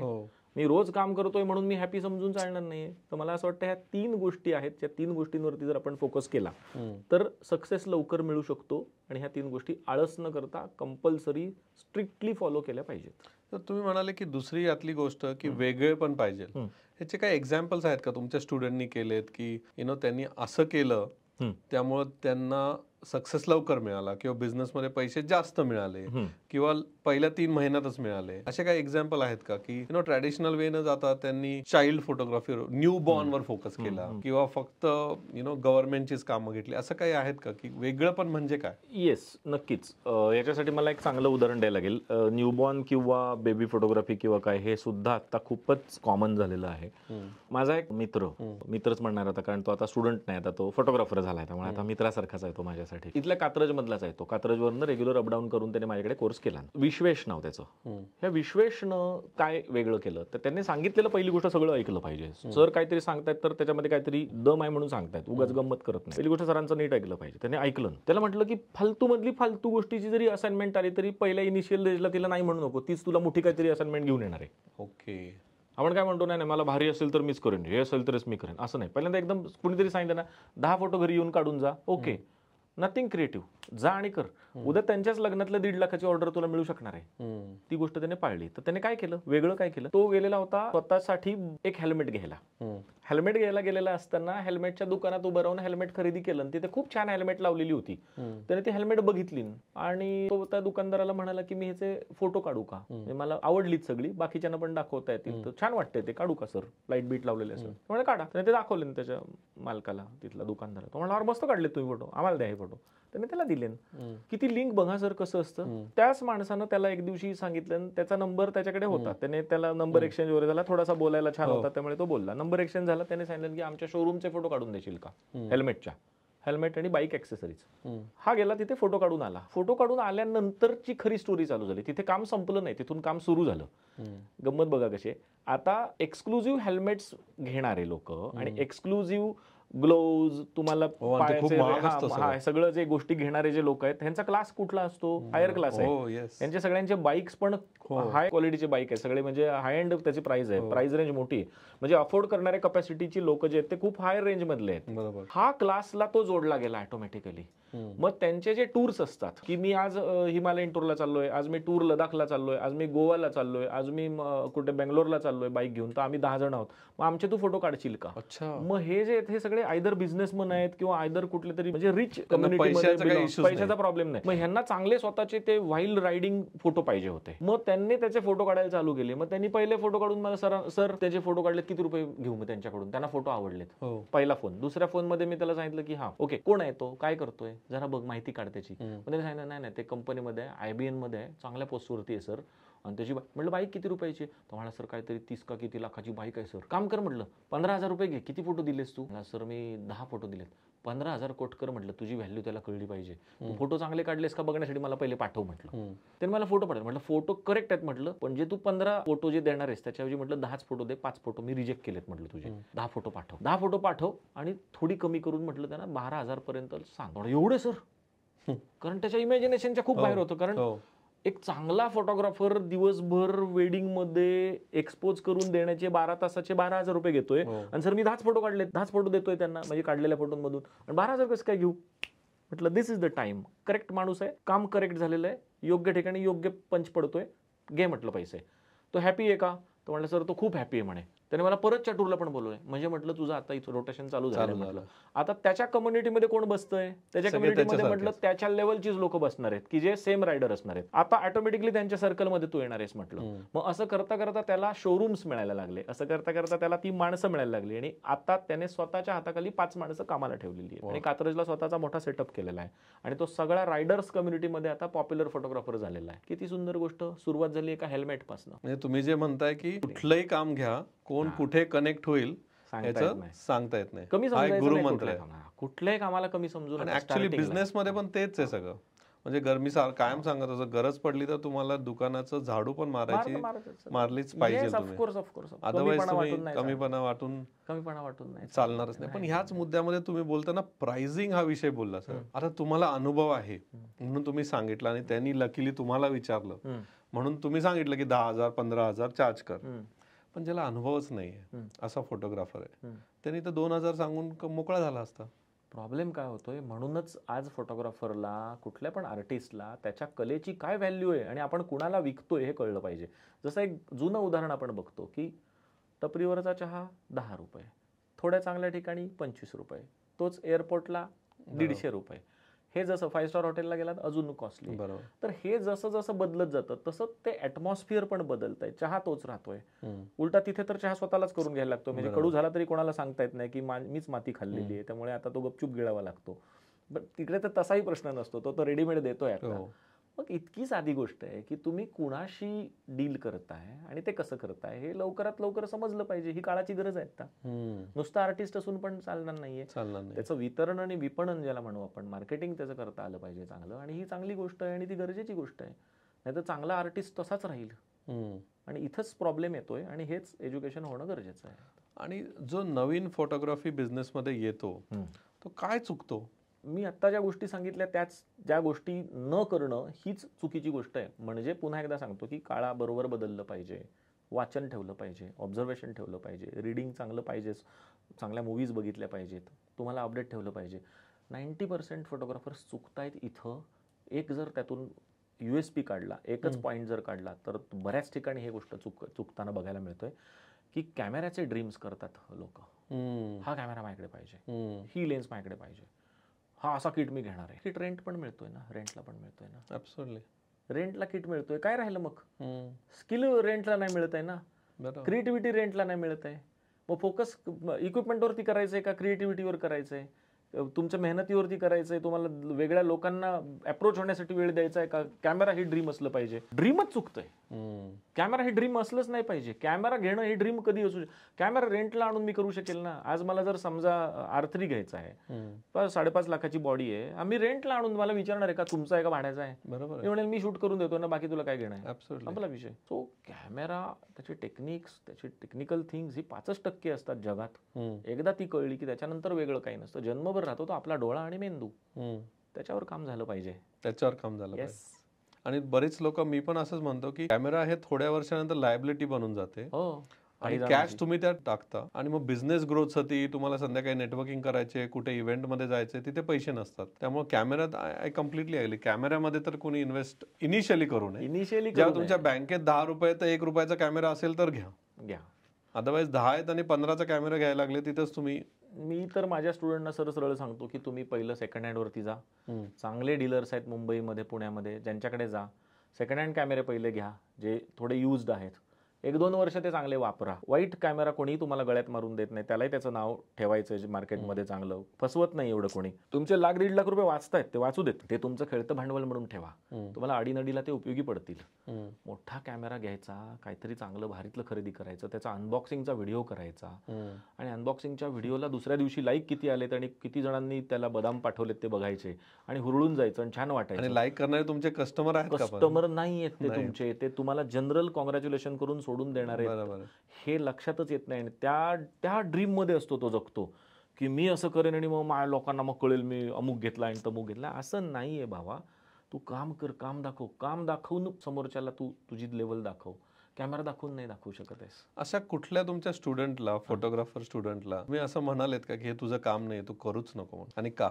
खरं सांगायचं तर डायरेक्ट असं मी म्हणालेलो नाहीये कोणाला. पण तुम्हाला काय वाटतं की कुणाला असं म्हणाल तुम्ही की हे तुझं कामच नाहीये, तू यात येऊच नको? पहिली गोष्ट म्हणजे जो वेळ पाळत नाही. ओके. एक पहिली गोष्ट वेळ पाळली पाहिजे फोटोग्राफीमध्ये. दुसरी गोष्ट म्हणजे ज्याला ध्यासच नाहीये, कुठेतरी जायचं म्हणून फोटोग्राफीत आलेलो आहे बाबा मी, आणि चांगलं वाटतंय. जसं ग्लॅमर आहे फील्डमध्ये, मजा येते. लोक बघतात, लाईक करतात, इंस्टाग्रामवर फोटो टाकले की हवा होते वगैरे वगैरे. म्हणून जर किंवा कमी श्रमात पैसे मिळत आहेत म्हणून तू इकडे आलेला असेल तर येऊ नकोस. This is not cup of tea. तुमचं नाही येतं, तुम्ही त्याच्यासाठी नाहीच बनलेले आहेत, तर तुम्ही ते येऊच नका. कारण तसं करून नाही उपयोग होणार आहे. शेवटला कुठेतरी त्याचा एंड चांगला नाहीये. बरोबर. ग्लॅमरची हवा डोक्यात जी जाते ना, ती घेऊन तुम्ही फोटोग्राफीला येऊ नका. फोटोग्राफीसाठी आतून आग लागलेली असली पाहिजे. ऍब्सोल्युटली. अरे मुझे ये करना है, असा फोटो काढला पाहिजे, मी असा फिरीन. आणि थोडं विषयांतर करून मी एक गोष्ट सांगतो की आयुष्यात प्रत्येक फोटोग्राफर नाही ना sir, travel photography, street photography ही केलीच पाहिजे. इथं जग कळणार आहे त्याला. कारण बाकी सगळं प्लॅन्ड आहे, हे 2 प्लॅन्ड नाही आहेत गोष्टी. Very true. म्हणजे विनीत वोरांसारखं मी जर नाव इथे घेतलं तर विनीत वोराचं काम जर आपण बघितलं तर कळतं की क्षणांचा जादूगार म्हणेन मी त्याला. असं चालतोय माणूस, जे जगाला कोणालाही दिसू नाही शकले ते एका सेकंदात कॅप्चर होऊन एक मिरॅकल अशी इमेज मिळते. क्या बात आहे, काय शॉट आहे हा. अर्थात कळणाऱ्याला, ज्याला ते कळतच नाही त्याचा आनंदच आहे, ते सोडून देऊया आपण. पण त्याला तो शॉट बघितल्यानंतर अरे हे मला दिसलंच नाही यार. तर तिथे त्याची नजर किती पाहिजे. बरं तिथे पोज घेऊन नाही राहू शकत तो जाता येताना असा खाडकन उडवून निघून जाणार आहे. तर स्ट्रीट फोटोग्राफी ही वाटते खूप साधी. लोक त्याला म्हणतात की ह्याच्यातून काय पैसे मिळणार आहेत का, पण त्याला पण नाही. पण कलेचा पूर्ण परिपाक तिथे लागतो आणि लेसन्स खूप आहेत तिथे. खूप लेसन्स आहेत. Everything is unpredictable. क्षणाक्षणाला सगळं बदलणार आहे. तुमचा मनगट, मेंदू सगळं रेडी पाहिजे. एका सेकंदात टेक्निकल टर्म्स मेंटेन करून तुम्हाला जाबदिशी इमेज उचलायची आहे. परत नाही रिटेक तिथे तुम्हाला. आमच्या बिझनेसमध्ये किंवा सेल्समध्ये असं म्हणतात, तुम्ही जर बिझनेस करताय तर जर तुम्हाला सेल्स करता येत नसेल तर काहीच अर्थ नाही. म्हणजे पहिल्यांदा तुम्हाला डोर टू डोर जाऊन विकलाच असेल. म्हणजे मोठी कॉलेजेस डोर टू डोर सेल्सवर फोकस करतात. Because unpredictability. कुठला कस्टमर कसा बोलणार आहे काही नाही. तुला जायचं आणि तिथल्या तरी डिसाईड करायचं याला विकायचं कसं. आय थिंक हाच एक कॉन्सेप्ट असणार आहे तुमच्या याच्यामध्ये. पण आता आपण फोटोग्राफीमध्ये आपण बोललो, राईट. तर एक अशी गोष्ट तुमची की तुमच्या करिअरमध्ये अशी लाखोची ऑर्डर होती तुम्हाला, पण तुम्ही ती रिजेक्ट केली, किंवा किती म्हणजे एक फार मोठा अम्बिशियस प्रोजेक्ट होता तुम्हाला की मला हे करायला पाहिजे, पण तुम्ही हे रिजेक्ट केली. असं कुठलं आहे का, आणि का रिजेक्ट केली? तुमचे तत्व मध्ये आले, किंवा त्यांनी तुम्हाला व्हॅल्यू दिली नाही, किंवा असं काय होतं? कारण हेच आपल्या मुलांना शिकलं पाहिजे की कधी कधी रिजेक्ट पण करायला लागतं. मला असं वाटतं की ह्याच्यामध्ये 2 कंगोरे आहेत या गोष्टीला. सेल्फ रिस्पेक्ट पण पाहिजे. ओके. तो गहाण नाही ठेवायचा आहे. आणि दुसरी गोष्ट याच्यामध्ये अशी पाहिजे की सेल्फ लव्ह पण पाहिजे. स्वतःवरती जर इनफ प्रेम करत असाल तर तुम्ही जगावरती करू शकता. आणि स्वतःचाच रिस्पेक्ट जर स्वतःच ठेवू शकलो नाही तर आपण कोणाचाच रिस्पेक्ट नाही करू शकत. तर ह्या गोष्टी माझ्या आयुष्यात मला कळल्या, पटल्या.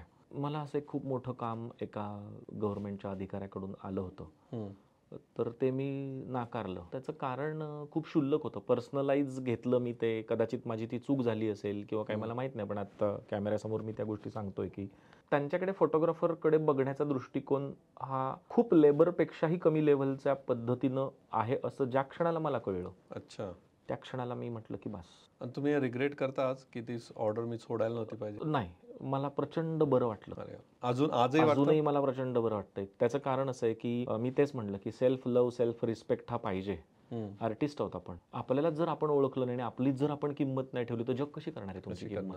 पैसे दुसरीकडून पण येऊ शकतील, काय अडलं नाही आयुष्यात ती ऑर्डर गेली म्हणून किंवा तो माणूस तुटला म्हणून. तो तुटत असताना 100दा विचार केला, पण ज्या माणसानं माझ्या फोटोग्राफर्सना रात्री 12:30 वाजता जेवायची वेळ होती, 12:45 वाजलेला होता, रिसेप्शन संपल्यानंतर जर त्या माणसानं हातात घेतलेल्या डिशेस खाली ठेवायला लावल्या आणि तुम्ही जेवू शकत नाही असं सांगितल्यानंतर, माझ्या फोटोग्राफर्सना जर अशी ट्रीटमेंट जर कुठेतरी मिळालेली असेल तर मग माझ्यासाठी ती पटणारी गोष्ट नाहीच आहे. मला माझ्यासाठी तो माझाही इन्सल्ट आहे आणि माझ्या फोटोग्राफरचा इन्सल्ट म्हणजे अख्ख्या फोटोग्राफर विश्वाचा इन्सल्ट आहे तो. तर त्या ठिकाणी विषय संपला, तिथे कट केला मी विषय. झालं म्हटलं आता बस, उपाशी राहू पण इथं काही नाही करायचं. आणि ह्या गोष्टी खूप शिकवून गेल्या मला. एक माणूस जरी तुटला तरी चालेल, 100 माणसं आहेत आपल्यासाठी, काही हरकत नाही. आणि बिझनेस भरपूर आहे, बिझनेस भरपूर आहे मार्केटमध्ये. तुमचं सेल्फ रिस्पेक्ट टिकवला पाहिजे. जर मी तिथं माझा सेल्फ रिस्पेक्ट टिकवला नसता तर त्यावेळेला मला चांगले पैसे मिळालेही असते, पण माझ्याबरोबर फोटोग्राफरची अख्खी कम्युनिटी ही खूप डाऊनग्रेड मार्केटमध्ये काम करणारे लेबर्स आहेत असा मेसेज गेला असता आणि तो खूप घातक ठरला असता. Absolutely, completely agree. आणि मला ते पटलं नसतं. तुमच्या बिझनेसमध्ये एजन्सी एक कॉन्सेप्ट आहे, म्हणजे बऱ्यापैकी एजन्सी फोटोग्राफर्सला बिझनेस देते, राईट? ती त्यांची मोठी एजन्सी असते, त्यांना काम मिळतं, मग ते पुढे काम देतं.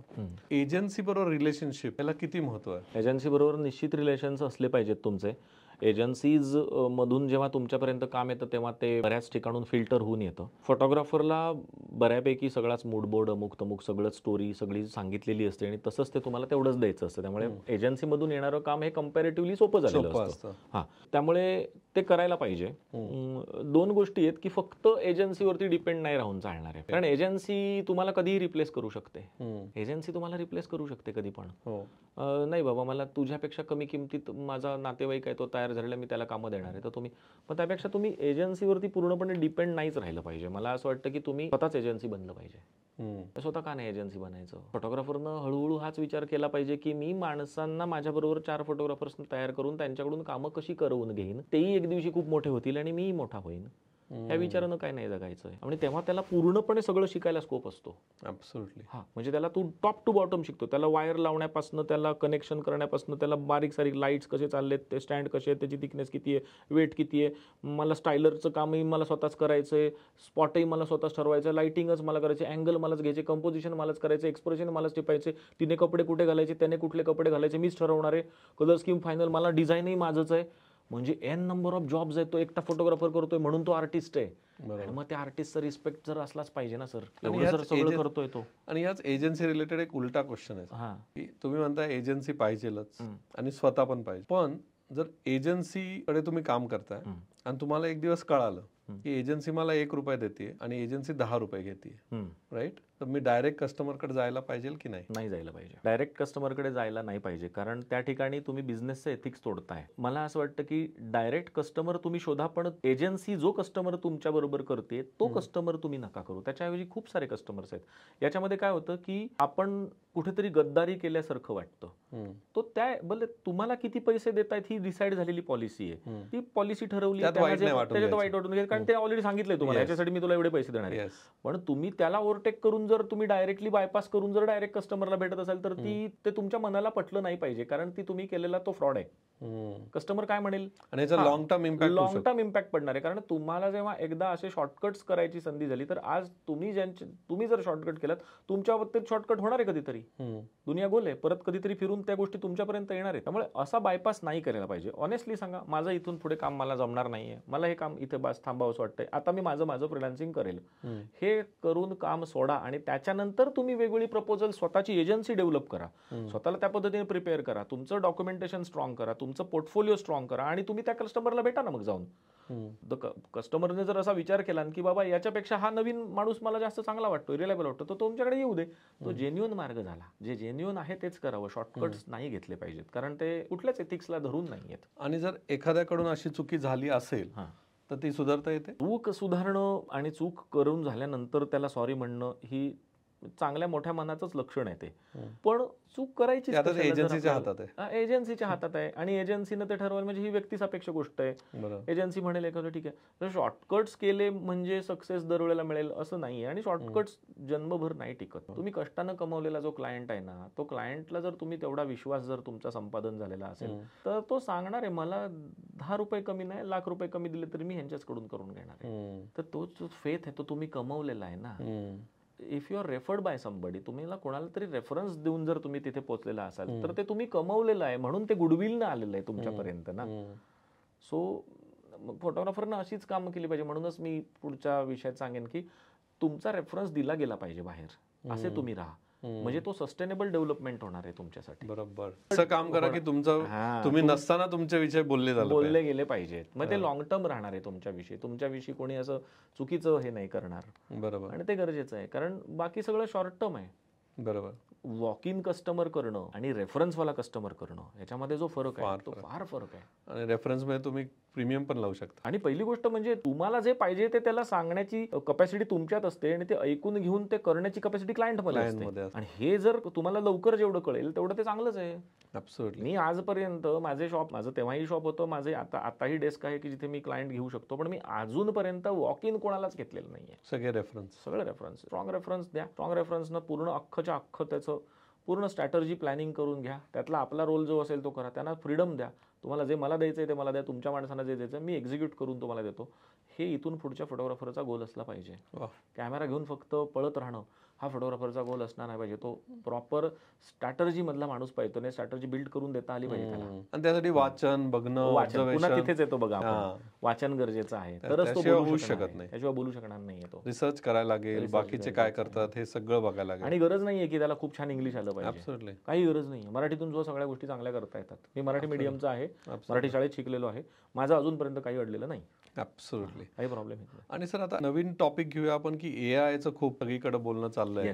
आणि एआय तुमच्या मताप्रमाणे आज 35 वर्ष तुम्ही हे करताय, हे फोटोग्राफीसाठी थ्रेट आहे का ऍडव्हान्टेज आहे? मला असं वाटतं हा थ्रेट पण नाहीये आणि ऍडव्हान्टेज पण नाहीये. दोन्ही गोष्टी आहेत. नाण्याला दोन बाजू असतात आणि ऑलवेज त्याचा दोन्ही बाजूने विचार केला पाहिजे. जेव्हा आपण एआय बद्दल बोलतोय, मला सगळं एआय कळतंय असं नाहीये. मी पण लर्नर आहे. मी पण आता शिकणार आहे इथून पुढे एआय. आता ते माझ्यासाठी पण कर्मप्राप्त गोष्ट झालेली आहे. AI is mandatory. आता ते हळूहळू मॅन्डेटरी होणार आहे तुम्हाला, कारण जग तिकडे ड्राईव्ह होतोय. 100%. पण आपण थोडं कट टू जुन्या काळात जाऊया सर. आपण शाळेत म्हणजे आपण ऑलमोस्ट सेम एजचे असू. आपण जेव्हा शाळेत होतो तेव्हा आपल्याला शाळेत एक निबंध यायचा, आठवत असेल तुम्हाला, दूरदर्शन शाप की वरदान, अशा पद्धतीचा एक निबंध लिहायला यायचा शाळेत. कारण टीव्ही जस्ट आला होता तेव्हा हेच आपलं उठसूट त्याच्यावरती निबंध लेखन, त्याच्यावरती स्पर्धा, वक्तृत्व स्पर्धा, हे ट्रेंडच आहे तो. मग तेव्हा लक्षात आलं त्याच्या नाण्याच्या दोन्ही बाजू होत्या की चांगलं पण झालं त्याच्यामुळे आणि वाईट पण झालं. तसंच मग जसं डिजिटल क्रांती फास्ट घडत गेली आणि आता आपण ज्या जगात ज्या युगात वावरतोय, ज्या एआय मध्ये वावरतोय, तिथे असं नुसतं म्हणून चालणार नाही. मग तिथे आता मशीन लर्निंग वाढेल, तिथे तुमचे कोडिंगवाले सगळे वाढतील, त्याच्यानंतर तुम्हाला त्याला काय द्यायचंय, एआयला तुम्हाला काय शिकवायचंय ह्याची गरज वाढेल. तो नाण्याच्या दोन्ही बाजू आहेत, ते पण चालणार आहे. फोटोग्राफी फील्ड विषयी स्पेसिफिक जर म्हणाल, एआय कितीही डेव्हलप झालं तर एडिटिंग वरती त्याचा परिणाम होईल. एआय येणारा एडिटर असला पाहिजे, ही काळाची गरज असेल. हे महत्वाचं. आणि फोटोग्राफीचं जर स्पेसिफिक बोलायचं झालं तर फोटोग्राफी कॅमेऱ्यामध्ये आता एआय ऑलमोस्ट आलेलाच आहे. आज तुमचा डोळा बुबुळ जिथे बघतोय तिथे फोकस लागतोय, म्हणजे इतकं ते झालेलं आहे, इथपर्यंत पोहोचलेलो आहे. पण फोटोग्राफी आणि एआयचा जर विचार करायचा झाला तर मी असं स्ट्रेट इथं या ठिकाणी स्टेटमेंट देईन की फोटोग्राफी फील्डवरती एआयचा दुष्परिणाम कधीही होणार नाही. कारण व्यक्ती, भावना, इमोशन, अँबियन्स तिथला जो काही असेल तो, हा सगळा फोटोग्राफरलाच जाऊन तिथे शूट करायला पाहिजे. आणि फोटोग्राफी ॲज अ बिझनेस मध्ये तुम्ही end of the day end product काय की तुम्ही एक फोटो जनरेट करताय. पण एआय मध्ये एक असा पण थ्रेट आहे की एआय पण फोटो जनरेट करायला लागले.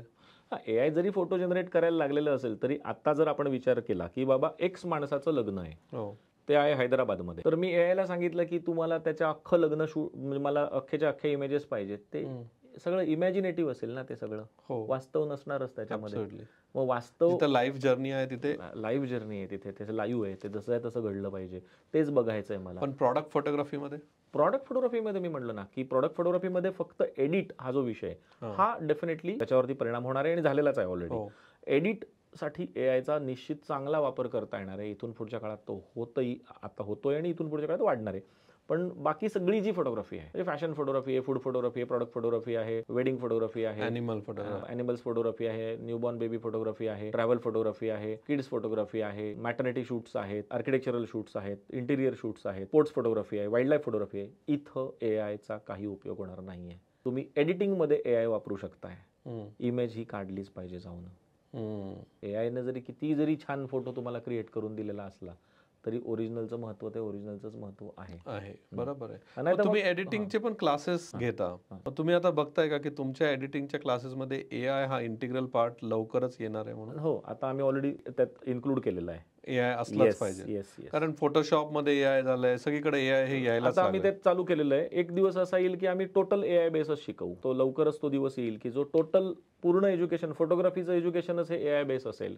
सो आम्हालाच आमच्यात बदल करणं आवश्यक आहे, काळाबरोबर चाललं पाहिजे. पण जसं तुम्ही 90-95 साली डिसाईड केलं की आर्ट वरून फोटोग्राफीला जायचं, कारण स्केचेस वगैरे त्याला कुठेतरी ते थांबू शकतं, तसं तुम्हाला आज असं वाटत नाही का की फोटोग्राफीवरून एआय बेस्ड फोटोग्राफीवर जायला पाहिजे, हे कुठेतरी थांबणार आहे? फोटोग्राफीच्या माध्यमातून जेव्हा जातो आपण, तर तुम्हाला एखाद्या ठिकाणी गेल्यानंतर जो क्षण मिळणार आहे, जी फ्रेम तुम्ही टिपणार आहात, ती किती जरी ऍडव्हान्स लेवलला तुम्ही जरी एआयला जरी तसे तुम्ही प्रॉम्प्ट टाकून आणायचा प्रयत्न केलात तरी ती नसणार आहे. ते असू शकत नाही. त्याच्या जवळच असू शकतं, पण ते असू नाही शकत. आज एआय हे 3 वर्षाचं एक लहान मूल आहे, बाळ नाही म्हणू शकणार. 3 वर्ष साधारणपणे एआयचं एज आहे. तरी एआय खूप छान लेव्हलला डेव्हलप झालेला आहे. एआय स्वतःच डेव्हलप होतोय, तुम्हाला मला सगळ्यांनाच माहिती. पण एआय कधीच ती जागा घेऊ शकणार नाही. जर ती जागा घ्यायची असती तर आज इंटरनॅशनल लेव्हलला कॅमेरांचं मार्केटमध्ये येणं, लेन्सेसचं मार्केटमध्ये येणं, लाईट्सचं मार्केटमध्ये येणं, wires, equipment, stand, tripod, an number of equipments, जे फोटोग्राफी रिलेटेडला इंटरनॅशनल मार्केटमधून भारत ही प्रचंड मोठी बाजारपेठ आहे आणि जगात जी कोट्यावधी रुपयांची बाजारपेठेची जी उलाढाल होते, यांनी आधीच गाशा गुंडाळला असता.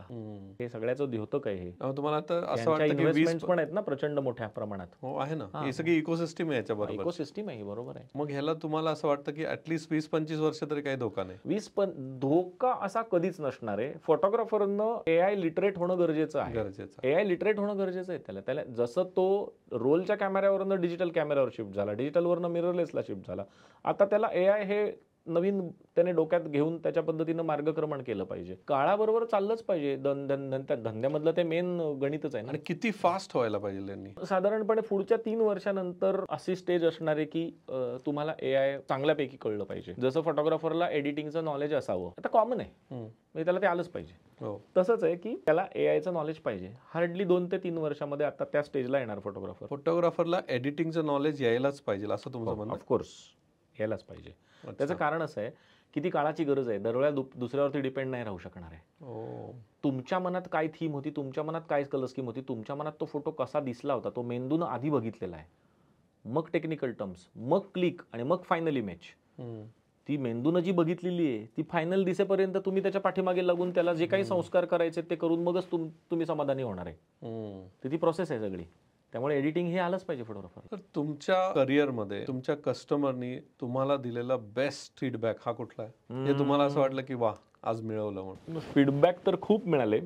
खूप जणांनी चांगले चांगले कॉम्प्लिमेंट्स दिले. पण एक म्हणजे मला आता एक उदाहरण सांगायला आवडेल इकडे की माझ्या संपर्कात आलेली एक व्यक्ती की त्यांच्या म्हणजे कमर्शियल काम आणि अमुक तमुक तर खूपच आहेत त्याच्यामधले, पण कमर्शियल पेक्षा काय म्हणता येईल थोडासा हळवा कोपरा म्हणू आयुष्यातला, वेडिंग. तर मी असं पण शूट माझ्याकडून झालेलं होतं की एका लहान बाळाचं, खूप लहान बाळ असताना मी शूट केलं. तर ते शूट केल्यानंतर तेव्हा त्याच्या आई वडिलांनी मला सांगितलं की ही फोटोग्राफी आम्ही जन्मात बघितली नव्हती, अशी तुम्ही फार वेगळं केलेलं आहे, तर आम्हाला प्रचंड आवडलं. आता इथून पुढे जेव्हा काही असेल ते आम्ही तुम्हाला सांगणार आहे. आता असं खूप जण सांगतात, खूप फोटोग्राफरच्या बाबतीत असं घडतं. तेव्हा मलाही ते कॉमन वाटलं आणि ते मी सोडून दिलं होतं. आता ज्या बाळाची फोटोग्राफी केली होती मी, ती आजी झालेली आणि तिच्या नातीचे पण फोटोग्राफी मीच केलेली आहे परत. हीच मोठी अचीवमेंट. मला असं वाटतं की हे एक माणूस म्हणून त्याला अटॅच्ड होऊन ती फॅमिली अटॅच्ड होणं, त्याने ते आपल्यावरती सोपवणं, त्यांनी कधीच असा विचार नाही केला की यार हा त्या काळातला फोटोग्राफर आहे, त्यांनी हे पण बघितलं अपडेट कसा होतोय हा वगैरे वगैरे वगैरे वगैरे. मग त्या व्यक्तीचं मोठं होणं, मग त्यांच्या टीनेजर्स मधली फोटोग्राफी, नंतर मग त्यांचं अमुक झालं, मग तेव्हाची फोटोग्राफी, मग तेव्हाची, मग त्यांचं एंगेजमेंट, मग त्यांचं परत वेडिंग, मग वेडिंग झालं, असं सगळं ते स्पॅन जो काही आहे ना तो फार मोठा स्पॅन आहे. म्हणजे हे लहान वयात लग्न झालं अमुक तमुक ठीक आहे, पण मग ती जी काही प्रोसेस आहे ना सगळी, म्हणजे पहिली पिढी आता आजी म्हणून आहे, मग ती अशी जनरेशन जेव्हा दिसते, आपण शूट केलेलं आहे असं जेव्हा आपण म्हणतो, तेव्हा ते खूप छान वाटतं आपल्याला बघायला. याच्यासारखं अवॉर्ड नाही दुसरं.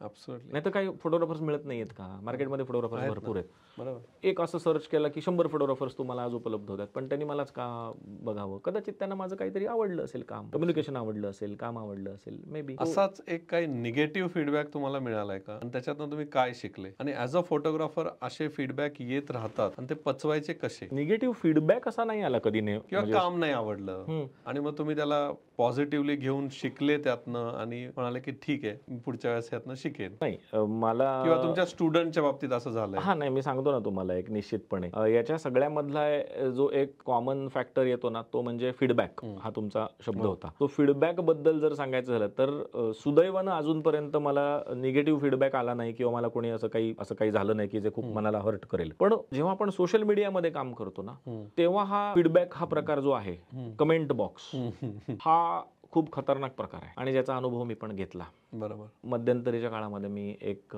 शूट केला होता, that was fine art nude. आणि फाईन आर्ट न्यूड करणं हे माझा स्थायी भाव आहे, मला आवडतं करायला, मी केलं. कारण शरीरशास्त्र जे आहे ते फार वेगळं आहे, त्याच्यात तुम्हाला ते अभ्यास करत असताना त्याचा एस्थेटिक अँगलनं त्याच्याकडे बघणं, ते करणं, त्याच्यावरती पडलेले लाईट्स अमुक तमुक असं फार सुंदर पद्धतीनं तो झाला, साकारला. आणि तो जेव्हा सोशल मीडियावरती आला तेव्हा खूप विचित्र पद्धतीचे कमेंट्स त्याच्यावरती आले. तेव्हा मी असं स्वतःला ठरवलं की काहीही ज्याला कळत नाहीये, म्हणजे त्याला त्या पूर्ण प्रोसेस मधला गंधही नाहीये, तो माणूस जर त्याच्यावरती कमेंट करतोय तर ती आपण किती मनावर घ्यायची. पहिले काही दिवस मी नर्वस होतो, मी असं काय केलंय बाबा, हे काहीतरी माझ्याकडून चुकलंय का किंवा काय, म्हणजे मी आता सर आहे म्हणून, म्हणजे मला तर सर म्हणतात मुलं, किंवा मी एक फोटोग्राफी स्कूल चालवतोय तर ऍज अ मेंटॉर म्हणून मी हे केलं योग्य की नाही. नंतर काही दिवसांतर मी माझ्या मनाची अशी पूर्णपणे शांतता झाली आणि मला असं कळलं की नाही, मी आर्टिस्ट आहे पहिला, this is my one of profession. बरोबर. एक आहे बाकीच्या, मग मी माझ्यातला आर्टिस्ट का दाबू? मी काय वाईट केलेलं नाही, मी संमतीनं केलेलं आहे, मी चांगलं काम केलेलं आहे, मी सुंदर काहीतरी कलाकृती सादर केलेली. स्वतःच्या मनातली भडास, स्वतःचं अपयश कुठेतरी त्रास देत आहे आतून, मग ती जी खदखद असते, ती जी मळमळ असते, ती बाहेर काढण्यासाठी सोशल मीडियावरती कोणी काही बोलू शकतं. मग ती तुम्ही मनावर किती घ्यायची, ती तुम्ही घेऊ नका मनावर. त्यामुळे मी माझ्या खूप जणांना मी सांगतो की तुम्ही कमेंट कडे निग्लेक्ट करा. कमेंट चांगली आली हुरळून जाऊ नका, आणि वाईट आली तर मनावर घेऊ नका, सोडून द्या. जस्ट कीप वॉकिंग, चालत राहा. Absolutely, very true. म्हणजे मला पण अशा बऱ्याचशा पॉझिटिव्ह निगेटिव्ह कमेंट्स येतात. इनिशियली तर मला अशा यायच्या की तुम्ही मराठी भाषा शिकून घ्या, तर मुद्दा लावायचा बाजूला, भाषेवरती यायचं. म्हणजे हेच असतं सर की आपल्या आयुष्यात आलेलं अपयश, जी भडास असते ना ती ॲब्सोल्युटली राईट, ती काढतात बाहेर लोक. एक्झॅक्टली. आणि घरी कोणी ऐकायला नाही, कोणाला सांगता येत नाही, काहीतरी घाणेरडं बोलून. कुठलाही काहीही ज्याचं नाही अस्तित्व वेगळं स्वतः ते आयुष्यात करू शकलेला, स्वतःसाठी सुद्धा क्षुल्लक गोष्ट करू न शकलेला माणूस म्हणतोय की आज पंतप्रधान नरेंद्र मोदींनी कसं वागलं पाहिजे, त्यांची पाकिस्तान विषयीची धोरणं कशी असली पाहिजे, गल्लोगल्लीत सांगतील सगळे. आपल्याकडे सगळेच विश्वगुरू बनलेले आहेत. आणि ती व्हॉट्सअपच्या दुनियेतून इकडून तिकडून सोशल मीडियावरती बोकाळायला जेव्हा, म्हणजे ते प्रचंड प्रमाणात जेव्हा झालेलं आहे ना, तेव्हा ते मनावर तुम्ही घेऊ नका, नाही तर तुम्ही नर्वस होणार आहात, तुमचे पाय ओढले जातील, त्रास होईल. मी एक तत्व बाळगलेलं आहे सर, माझं पण इंस्टाग्रामवरती देवदत्त फोटोग्राफी स्कूल नावानं अकाउंट आहे वगैरे वगैरे. कमेंटच बघत नाही मी, आणि मला खूप उशिरा नंतर अक्कल आली की कमेंट ऑफ पण करता येते. अच्छा. मग आता मी त्याच्यात अजून सुखी झालेलो आहे. मला जर काही टाकायचं असेल ना, अशी एखादी गोष्ट टाकायची जी प्युअर आर्ट फॉर्म न भरली, ह्याच्यावरती निगेटिव्ह कमेंट येतील असं जर मला वाटलं, मी ऑफच करून टाकतो. विषय क्लोज. मुझे जो चाहिए मैं कर रहा हूँ, देखना है तो देखो, नहीं देखना है तो मत देखो. एक शेवटचा प्रश्न तुमच्यासाठी. जी सर. की तुमच्या फोटोग्राफरचे जे कस्टमर्स आहेत त्यांच्यासाठी तुम्ही काय एक मेसेज द्याल की फोटोग्राफर्स बरोबर कसं वागलं पाहिजे? काय बात आहे, खूप छान. पहिली गोष्ट म्हणजे फोटोग्राफरचा रिस्पेक्ट हा झालाच पाहिजे, कारण तो एक आर्टिस्ट आहे, ऑर्डिनरी माणूस नाहीये. तो त्याला देवानं पाठवत असताना एक आर्टिस्ट म्हणून पाठवलाय, काहीतरी छान बुद्धिमत्ता वेगळी दिली, त्याकडे कलर स्कीम आहे, त्याकडे कंपोजिशन आहे, त्याचा मेंदू त्या अँगलनं काम करतोय, तो हळवा आहे, त्याला एक आर्टिस्ट म्हणून ट्रीट करा. आज फॉरेन कंट्रीजमध्ये जेव्हा आपण बघतो तेव्हा त्याला क्रिएटर म्हणतात. आपल्याकडे जर कोणीतरी तुम्हाला इकडे फोटो काढा माझा असं जर कोणीतरी तुमच्याशी बोललं तर तुम्हाला ते वाईट वाटणार आहे. मग हे असं जर कोणी वागणारं बोलणारं जर असं करणारं असेल तर पहिली गोष्ट फोटोग्राफरनंच अशी कामं घ्यायची की नाही ते ठरवली पाहिजे, कारण तो माणूस आधीच कळलेला असतो त्याला. एक आणि कस्टमरला ही अपेक्षा आहे की तो एक आर्टिस्ट आहे, त्याला तसं ट्रीट करा, कारण तुमच्या जन्मभराच्या स्वीट मेमरीज क्रिएट करतोय तो. ऍब्सोल्युटली. तुमच्या जन्मोजन्मी जे कायमस्वरूपी राहणार आहे तो क्षण तो फ्रीज करतोय, तर तो क्रिएटर आहे. तो तुमच्या आयुष्यात चांगला गोडवा जन्मभर भरून देण्यासाठी आलेला एक चांगला माणूस आहे की जो चांगल्या मनानं येतोय आणि तुम्हाला देतोय. तर त्याला जर तुम्ही काहीतरी चुकीच्या पद्धतीनं बोलून जर कमेंट्स करत असाल तर तिथे तो त्याची पर्सनॅलिटी शो करतोय की तो किती चुकीच्या विचारांचा माणूस आहे, तो किती छोट्या मनोवृत्तीचा माणूस आहे हे तो शो करतोय. आणि मला असं वाटतं की हे प्रत्येक कस्टमरनं भान ठेवलं पाहिजे. पण मोठ्या कंट्रीजमध्ये, डेव्हलप झालेल्या कंट्रीजमध्ये बघतो ह्या सगळ्या गोष्टी आहे ना. ना. आणि भारत ही खरं सांगायचं तर कलेची जन्मभूमी आहे. आपल्या इथून कला बाहेर गेली आणि आपल्याच इथल्या कलाकारांचा जर अनादर होणार असेल तर मला असं वाटतं ती सगळ्यात दुर्दैवाची, दुःखाची गोष्ट आहे. तर ती झाली नाही पाहिजे आणि त्याला काही अंशी फोटोग्राफर्स पण जबाबदार आहेत. ऍब्सोल्युटली. तुम्ही कसं स्वतःला प्रेझेंट करताय, तुम्ही कसे Self respect. सेल्फ रिस्पेक्टनं तुम्ही कसं वागताय, किती देताय समोरच्याच्या हातात गोष्ट तुमची, त्याच्यावरती समोरचा माणूस तुम्हाला तसं वागवणार आहे. ऍब्सोल्युटली. आता तो त्या दोन्ही साईडची गोष्ट आहे. फक्त क्लायंटलाच काहीतरी सुचवायचंय असं म्हणून नाही चालणार आहे. नाण्याला दोन्ही बाजू असतात आणि त्याचा योग्य विचार झाला पाहिजे. ऍब्सोल्युटली. मला तुमची गोष्ट आठवते, तुम्ही जे म्हणाले की जिथून तुम्हाला ते सुचलं की क्लास चालू करायचे, ऍक्च्युली त्या माणसाने तिथेच त्यांना थांबवलं असतं की 5 मिनिटं थांबा, मी रोल बदलतोय, है ना. त्याचा रिस्पेक्ट किती वाढला असता. येस, म्हणजे हे प्रत्येक फोटोग्राफरनी लक्षात ठेवलं पाहिजे एक्झॅक्टली. की सेल्फ रिस्पेक्ट हा कमवायचा असतो, कोणी देत नसतं. देत नसतं. तर ते परफेक्ट, म्हणजे तुम्ही फार छान बोलले. Thank you so much. आपला लास्ट राऊंड आहे याच्यामध्ये. तर हा रॅपिड फायर राऊंड आहे. याच्यामध्ये मी सरांना काही क्वेश्चन्स विचारेल, ते तुम्हाला एका शब्दात उत्तर द्यायचंय किंवा एका सेंटेन्स मध्ये उत्तर द्यायचंय. पहिला प्रश्न, एक शब्द जो तुमची फोटोग्राफी स्टाईल डिस्क्राईब करेल. 4 शब्दात सांगू शकेन. ओके. रंग, रेषा, आकार आणि प्रकाश. वा. बेस्ट सोशल मीडिया प्लॅटफॉर्म फोटोग्राफरसाठी. Website. Yes, not Instagram. Okay. Biggest business mistake तुम्ही जे तुमच्या करिअरमध्ये केली. उशिरा डिजिटल प्लॅटफॉर्मवर आलो. ओके. एक असं टूल ज्याच्या बिना तुम्ही जगूच शकत. Photography equipments. एक अशी टेक्नॉलॉजी जी तुमच्यासाठी फार महत्वाची. AI. आणि शेवटचा प्रश्न, जर तुम्ही आज फोटोग्राफर नसता तर काय असतं. इंडियन आर्मीमध्ये असलो असतो, 2-3 ठोकल्याशिवाय मेलो नसतो. Perfect. Thank you so much sir. मजा आली. थँक्यू.